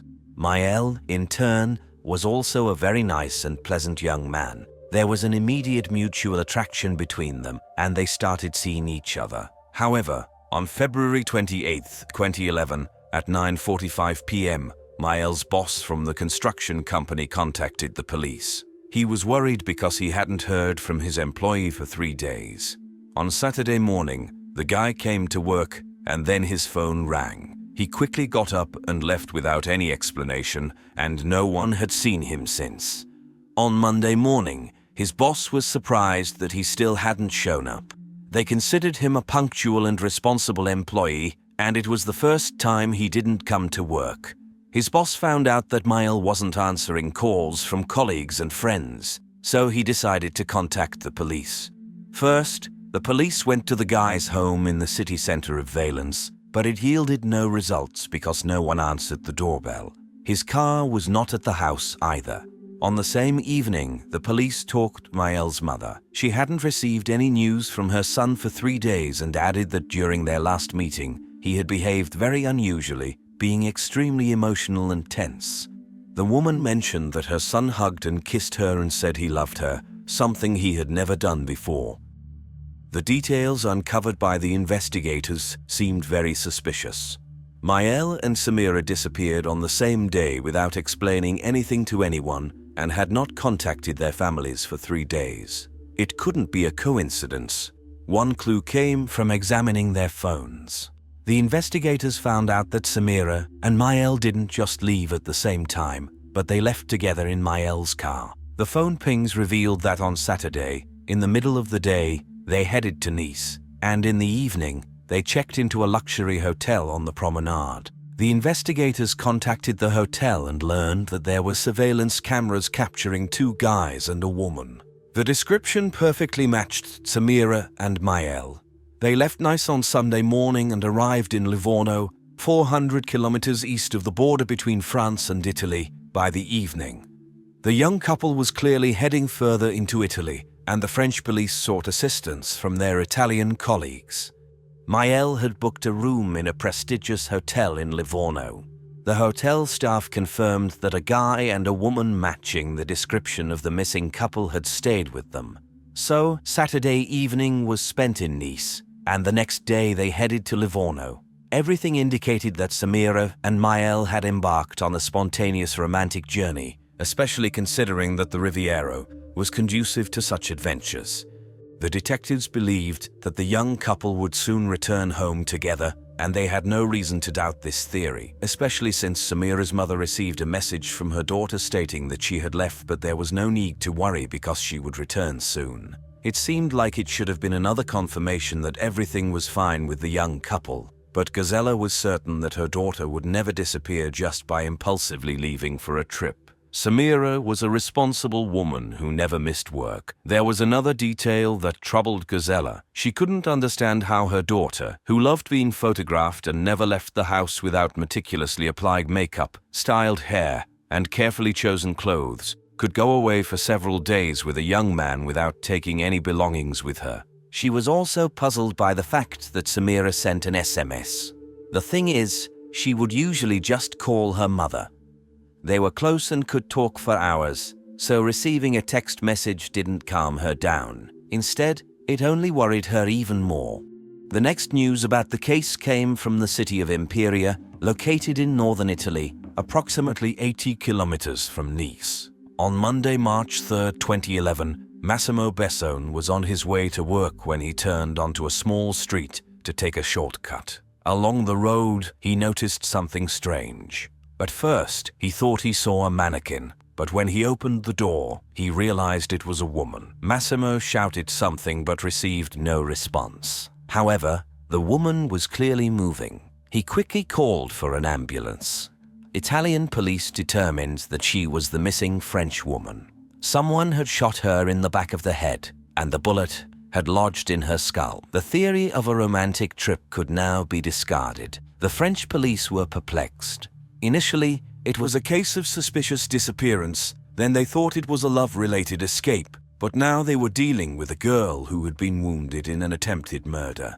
Samira was alive but in critical condition. She was immediately taken to the hospital, and her mother was informed.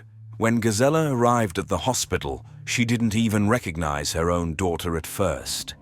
It's difficult to describe the sight. Samira's head was shaved bald, and she resembled a 9-year-old child. The woman refused to believe that her daughter ended up in Italy with a bullet in her head. The doctors told the mother that there was little hope since the bullet was lodged in her daughter's skull. But Gazella didn't want to accept that and arranged for Samira to be transported to a hospital in Marseille. There, a surgeon informed her directly that he would perform the operation but wouldn't provide false hope. Even if the patient survived, she would never fully recover. Samira underwent a 10-hour operation. Although she made it through the surgery, when she opened her eyes, she didn't recognize anyone and couldn't speak. She had to relearn everything like a young child. While Samira couldn't tell anything about what happened in Italy, the police had to search for the culprit without her testimony. Many indications pointed to the crime being planned. She was found lying on the side of the road near a landfill, and the Italian police couldn't find any of her belongings. There was no purse, no phone, no passport. This indicated that the perpetrator wanted her to remain unidentified. However, the investigators had a lead. The last person Samira was seen with was her boyfriend, Michel. The police believed that Michel crossed the border into Italy to commit the crime and then fled. However, he made a mistake by using his bank card in France after Samira was found. He used it at a first-class hotel in Les Tourrex, just 35 kilometers from his apartment in Valence. Surveillance cameras showed that Michel had returned to France a day earlier. But if he was innocent, why didn't he go home to his family? Instead, he stayed in a hotel just a few kilometers away. Soon, he made another mistake. Investigators discovered that he had used Samira's credit card. In other words, the young couple embarked on a spontaneous trip to another country where the woman nearly died, and Michel stayed in a hotel and used her card. Everything confirmed the police's worst suspicions. To search for a motive, the detective spoke with the family and friends of the young man. It became clear that Samira and Michel's relationship was far from perfect. Samira was a very beautiful woman, and many men showed interest in her, which bothered Michel. Their arguments often escalated into physical violence. Michel could slap Samira in front of their friends, and there was even an incident where he extinguished a cigarette on her. Obviously, he couldn't be considered a very stable person, but the question of the motive remained open. Did Michel act in a fit of rage, or was everything planned in advance? All their friends knew that Samira was infatuated with Michel despite his behavior. However, she recently found out that her boyfriend was married. He had gotten married to his girlfriend at the age of 18 and frequently cheated on her. Samira was far from being his only mistress.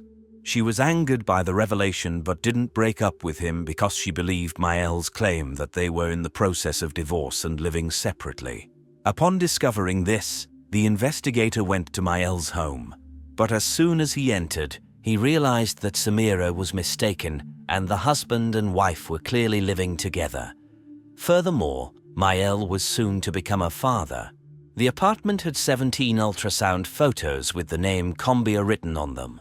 It was evident that Michel, his wife, and Samira were involved in a love triangle, and one of them was destined to disappear. It was necessary to find Michel, and it turned out to be much easier than the police had anticipated. Michel Combia surrendered himself 5 days after the disappearance, appearing at the Valence police station on March 4th. This was an incredible stroke of luck for the investigation. Michel not only came to the station voluntarily but also directly confessed that he was the one who shot Samira. He then proceeded to recount what had happened. The young man claimed that Samira was just an acquaintance with whom he could spend pleasant time. Their relationship had no future, and she knew it. Michel explained that their romance had come to an end, but Samira couldn't accept it. She didn't give him a moment's peace, constantly calling him and sometimes dialing his number 150 times in a single day. He showed the investigator his phone, which displayed evidence that Samira had called him approximately 1,000 times in a month. Michel's words confirmed that Samira's behavior could be classified as stalking. But could this be considered a justification for shooting her? Soon, the situation escalated to the point where the young man feared for his life. He recounted what happened on the Friday evening before their departure to Italy. Samira confronted him in a nightclub while he was kissing another woman. She stormed out of the club, scratched his car with her key, and they began arguing, which escalated into a fight with Samira's cousins. This incident terrified Michel because they claimed to have weapons and threatened to kill him. Michel was in a panic. He quickly got into his car and left the nightclub, deciding that he needed to come up with a way to protect himself in the future. The idea of acquiring a weapon for his own defense crossed his mind. The next day, when he received the call, he impulsively left and went to buy a revolver. However, all of this still didn't explain why he shot Samira. Michel explained that he didn't go to Italy to kill her or commit any other terrible act. He simply wanted to put an end to their troubled relationship. He drove Samira to Italy to calm down their heated emotions and explain everything to her. But things didn't go as planned. They argued again in the car, and Michel got out. Samira followed him. According to Michel, he grabbed the weapon with the intention of scaring her but had no intention to shoot. However, the revolver went off accidentally. Afterward, he left her lying on the ground, got back into the car, and drove away. When asked why he didn't call for an ambulance, he said he was scared when she fell. He went into hiding for several days because he didn't know what to do. The rest of the story was already known to the police. Overall, the man claims that he was the victim of his obsessive lover's pursuit, and what happened in Italy was an accident. He was arrested for attempted murder, but his explanation didn't fully convince the police. Some pieces didn't fit together. Why would someone travel to another country and stay in a luxury hotel just to end a relationship? Why did he take all her personal belongings and then use her credit card? And who sent the message to Samira's mother from her daughter's phone? The investigator had no doubt that the young man was lying, but it was difficult to prove without Samira's testimony. Fortunately, over time and with therapy, Samira was able to provide her testimony. At first, with a weak voice and very slowly, Samira began to speak. On October 11, 2011, 8 months after the attack, she recounted her version of events. Samira's words contradicted the claims of her former lover. He came to her home, stating that they needed to talk. She didn't want to, but he insisted, so she relented. Michel invited her for a weekend getaway. She asked where he wanted to go, and he replied, Spain. This didn't sit well with her, so he took her to Nice instead, and from there, they went to Italy. After 2 days of leisure, on the 3rd day of the trip, Michel unexpectedly veered off the road. When asked why he turned onto a road leading to a landfill, he reassured her not to worry because he simply needed to dispose of something. Michel stopped the car and got out. He opened the passenger side door for her to exit and retrieved a revolver. Pointing it at her, he declared that she would die. "Shoot if you're a man," she exclaimed, and he fired the gun. On February 7, 2012, a year after the attack on Samira, forensic experts found the revolver and this discovery completely refuted Miel's claims. According to his version, the gun in his hand unexpectedly went off. However, ballistic analysis showed that such an event could not have occurred. The expert explained that before firing, the shooter needs to carefully prepare, pull the trigger back and then shoot, which involves two distinct actions. You cannot simply wave your hand for the revolver to fire. Furthermore, to pull the trigger of the revolver backward, one needs to hold the weapon with one hand and apply significant force to accomplish the action with the other hand.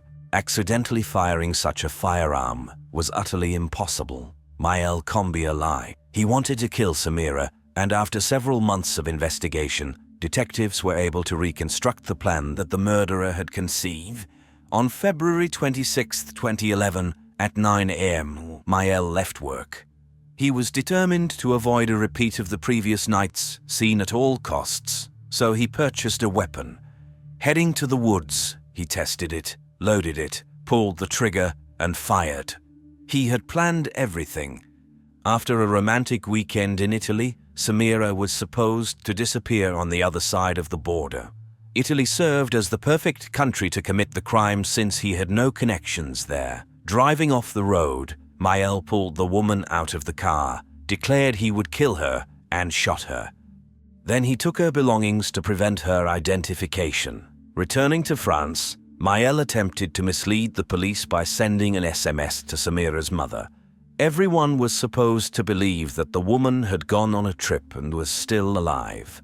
The guy believed he had committed the perfect crime and was confident that he would never be caught. Imagine his surprise when he discovered that his victim had survived. While the police were searching for him, he spent 5 days hiding near his hometown, contemplating his next actions. He lacked the means and useful connections to escape, so he devised a new strategy for self-defense. Miel Combier decided to go to the police and present his version of events. On February 10, 2014, the trial of Miel began in the city of Valence. The trial was a real ordeal for the victim and her family. To their immense surprise, Miel did not deviate from his version of events. He insisted that he was the victim in this case, and Samira had been harassing him, and everything that happened in Italy was an unfortunate accident. His friends stated that he had never been an aggressive person and purchased the revolver out of fear after threats from Samira's cousins, who had threatened to destroy his apartment, car, and kill Miel himself. He hid nothing and went on a trip to Italy in his own car, taking his phone with him. He simply wanted to take the woman on a trip to calm her down, as he was emotionally exhausted from Samira's constant call. It is also worth noting that Miel conducted himself with exaggerated politeness and respect during the trial, effortlessly charming the jury, and his strategy paid off. He was sentenced to 13 years of imprisonment. The lenient sentence made many wonder if there was a connection between Miel's behavior in court and the relatively short duration of the sentence chosen by the jury. After all, people often associate criminals with unpleasant personalities, and it is difficult for them to convict a charming young man with excellent manners. Samira considers this punishment too lenient, as by the time he turns 40, he will be a free man, able to live a normal life, while she will forever remain bound to a wheelchair simply because she loved a man who decided to kill her.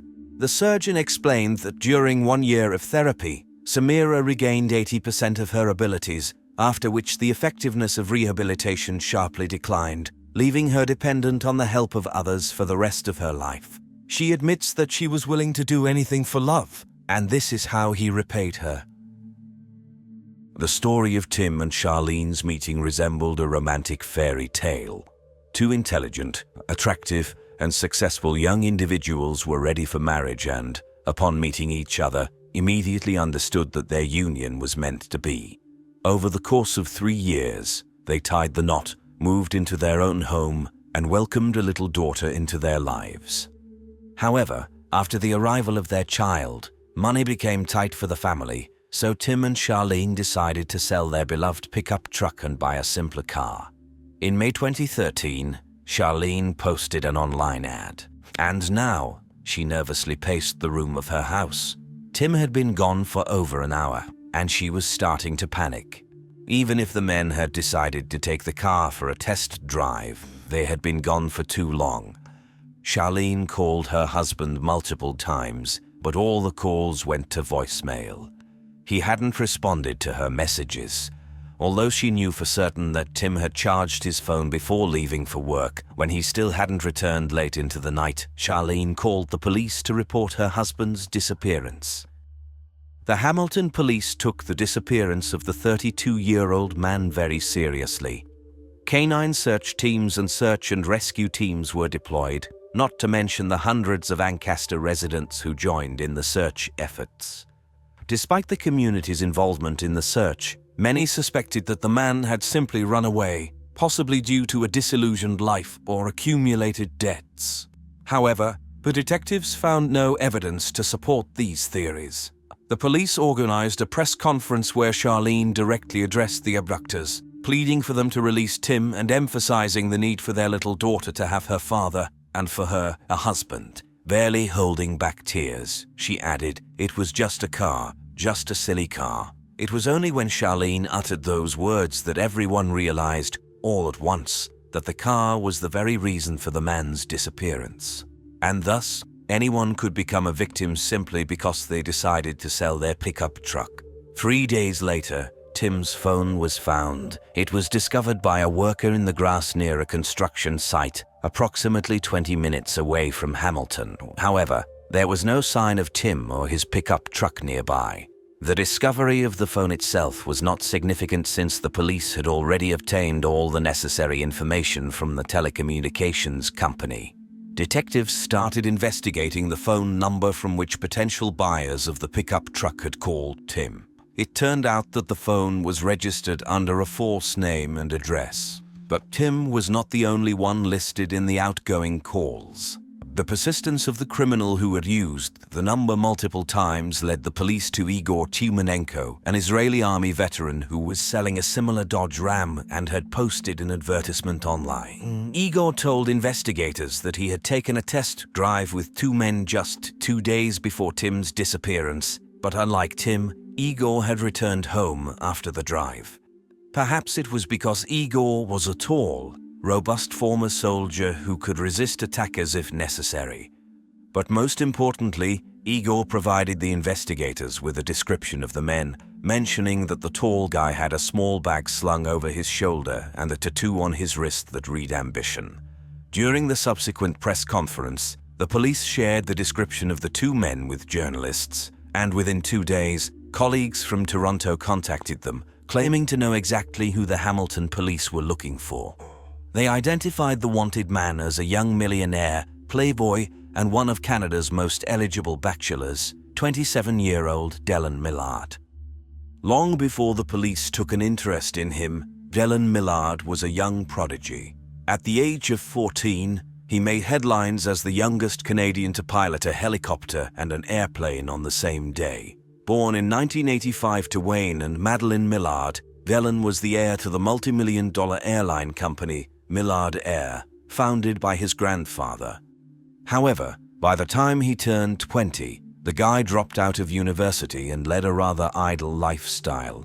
Delan threw poolside parties, drove the most luxurious cars, and was always surrounded by glamorous women. He allowed his friends to live in his numerous houses and apartments, and he moved so frequently that some of the household staff never even met him. 2 months before the events described, his father unexpectedly passed away, leaving Delan as the inheritor of the family fortune. According to his friends' estimates, it ranged from $10 to $20 million. It was hard to believe that a millionaire, with a garage full of luxurious cars, would be capable of kidnapping someone over a pickup truck. The police put Delan under surveillance and discovered that he was friends with an employee of the airline named Mark Smick. Unlike Delan, Mark did not come from wealthy parents. In fact, he made a living by selling illicit substances. However, what was of greater importance to the police was the extensive list of criminal offenses associated with Mark. At the same time, by comparing the footage from several surveillance cameras, the investigators pieced together the events of that evening. Shortly after the pickup truck left Tim's house, A dark SUV can be seen closely following it in the video. Delan was behind the wheel of one vehicle, while Mark was driving the other. It cannot be stated with certainty, but Tim was likely already dead. Half an hour later, the cars stopped, and the criminals changed the license plates of Tim's pickup truck to avoid police detection. Now that they had obtained the desired pickup, their next task was to get rid of its owner. At 2 a.m., they arrived at the Millard air hangar. The pickup was towing a large trailer with some heavy equipment on it. Mark and Ellen entered the hangar, and soon sparks and flames started to emerge from the equipment on the trailer. This mysterious fire would burn throughout the night. Early in the morning, when Tim had been missing for 12 hours, Millard Air employees received a message from Delan instructing them to stay away from the hangar. Arthur Jennings, an employee of Millard Air, recalls that the demand was explained to him as company policy. On Tuesday, he obediently avoided entering the hangar, but on Wednesday, he came across a pickup truck identical to the one described in the news. The man didn't know what to do. Deciding to photograph the vehicle and its identification number, he dialed the anonymous crime reporting hotline and requested it to be checked. They confirmed that it was the same vehicle. The man was so shocked that he felt physically ill. Fearing for himself and his family's lives, he only reported what he had learned on Friday. By that time, the pickup truck was no longer in the hangar. Fortunately, thanks to the phone data and Igor's testimony, the police already had a suspect. On May 11th, 4 days after Tim's disappearance, Delan was arrested by the Hamilton police. Charlene was relieved, thinking that her husband would now be found quickly. She didn't know that the police no longer expected to find him alive. Acting on a tip from neighbors, officers arrived at Delan's mother's house, where they discovered the pickup truck in a large trailer on the driveway. The pickup had been partially dismantled and meticulously cleaned, but despite that, they found Delan's fingerprints and traces of blood inside. The keys to the pickup are still hanging on Delan's keychain. But what about the equipment that the pickup was towing that night? The police searched all of Delan's apartments and homes. On his farm, they found an industrial incinerator for burning various types of waste. This huge furnace was the very equipment from which sparks of flame were seen on the night of Tim's disappearance. Inside the furnace, forensic experts found small bone fragments, including human teeth. Due to the intensity of the fire, obtaining DNA was impossible. However, it is presumed that the bones belonged to Tim, and on May 14th, the police officially announced his death. Astounded by their findings, the investigators wondered if there could be other victims among Delan's acquaintances. They continued to search Delan's farm, but by that time the Toronto police had already missed 3 crucial clues, each of which could have saved Tim. The first was the mysterious disappearance of 23-year-old aspiring actress Laura Babcock. By the time arrests were made in connection with Tim's murder, Laura was already missing for about a year. She had met Delan at a pub in Toronto. They dated for no more than a month, after which they remained friends, although romantic encounters still occurred. In 2010, Laura met Sean Lerner. Sean was a complete opposite of Delan, and he was clearly in love with Laura. Although their relationship ended after 18 months, they remained friends. After graduating from college, Laura had difficulty getting her life together. She was depressed, had arguments with her parents over their house rules, and found herself practically homeless, staying with friends. To make ends meet, Laura turned to the escort industry. Upon learning about her friend's difficulties, Sean paid for a motel room where Laura could stay with her pet and provided her with an iPad to search for more conventional work. It was Sean Lerner who organized a party for Laura's 22nd birthday, inviting Delan and his future girlfriend, Christina Nuga, among others. Clearly, it was this love triangle that led to the tragedy. Laura continued seeing Delan behind Christina's back, but Christina likely suspected something, and on Laura's 23rd birthday, she sent her a message saying, "Happy birthday." It has been exactly a year since Delan and I became intimate. Laura immediately retaliated, saying, "Great, and I was with him 2 weeks ago." This message genuinely upset Christina about her boyfriend's infidelity. Delan had to assure her that he would deal with Laura, promising Christina, "First, I'll hurt her. Then I'll make her leave. I'll remove her from our lives." On July 3rd, 2012, Laura went home to her parents and left her dog, suitcase with belongings, and a shoebox containing approximately $1,000 in cash. She then went to the subway station, where Delan picked her up and drove her to his home. At 7:03, Laura made a call to check her voicemail, and her phone connected to a tower near Delan's home. After that, her phone stopped working completely. At 7:30, Delan informed Mark that he was on a mission and would return in an hour. The next day, Laura's iPad was connected to Delan's computer, and its name was changed to Mark's iPad. Afterward, Delan took a picture of an object wrapped in blue tarp. In light of the events that unfolded, the photo speaks for itself. Delan asked a worker from his aviation company to build a massive furnace for him, but when that experiment failed, he ordered a waste incinerator. On July 23rd, he sent a message to Mark stating that the barbecue was hot and ready for meat. Delan's internet search history during that time revealed his interest in the effective temperature for cremation. Finally, he took a photo of Mark with the pipe from the incinerator and filmed the flames erupting from it.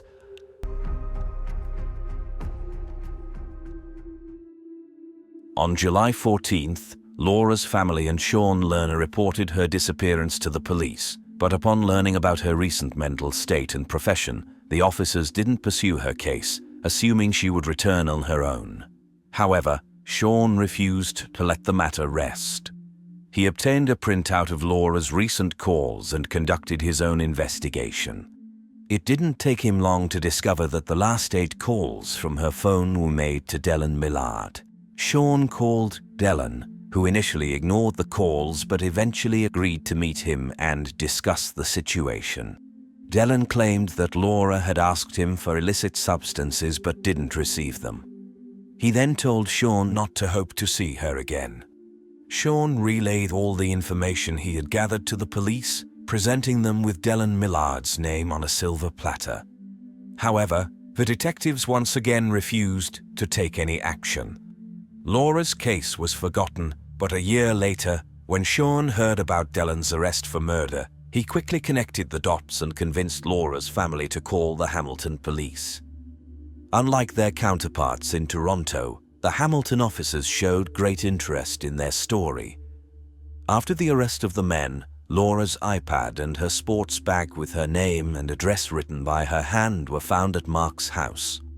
In addition to incriminating photos on the iPad, investigators found a video in which Mark raps and essentially confesses to burning the girl's body and throwing her phone into the river. Outside the home, and if you go swimming, you can find the phone. Laura was still considered missing in November 2012 when the Toronto police missed 2 crucial leads. They were of a slightly different nature, but equally important to the case. An online advertisement for a motorcycle appeared, and just a few days later, its owner, Marty McDougall, came home to find that both the motorcycle and its trailer were gone.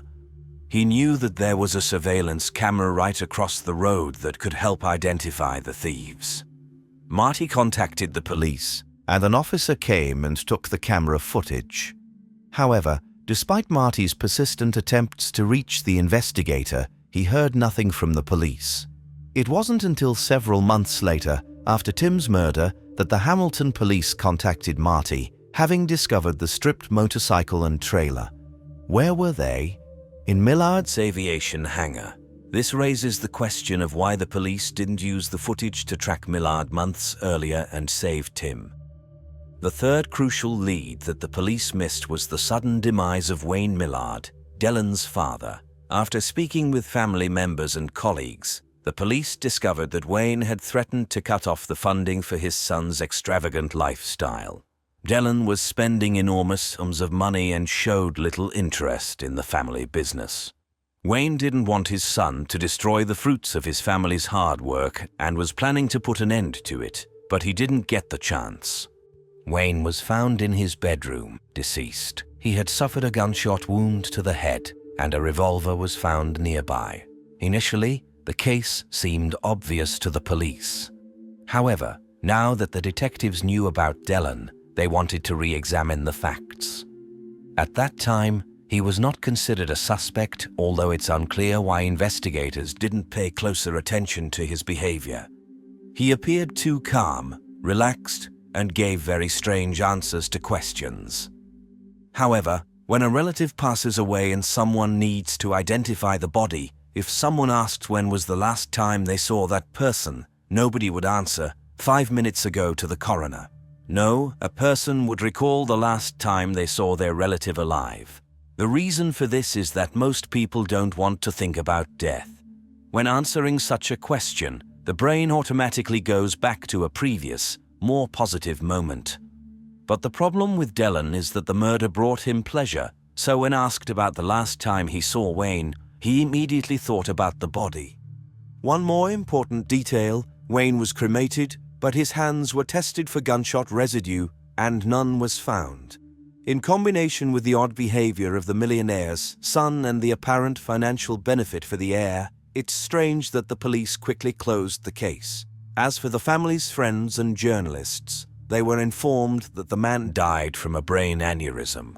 Since they didn't know the true cause of his death, no one suspected anything. Otherwise, they would likely have demanded a thorough investigation. When the detectives finally took up the case after Delan and Mark's arrest, it wasn't difficult for them to discover that the revolver from which the bullet was fired had been purchased by Delan prior to Laura Babcock's disappearance, and his DNA was found on it.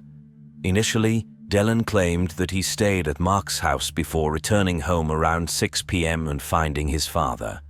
However, phone records showed that he was at home from 1 a.m. to 6 a.m., precisely during Wayne's time of death.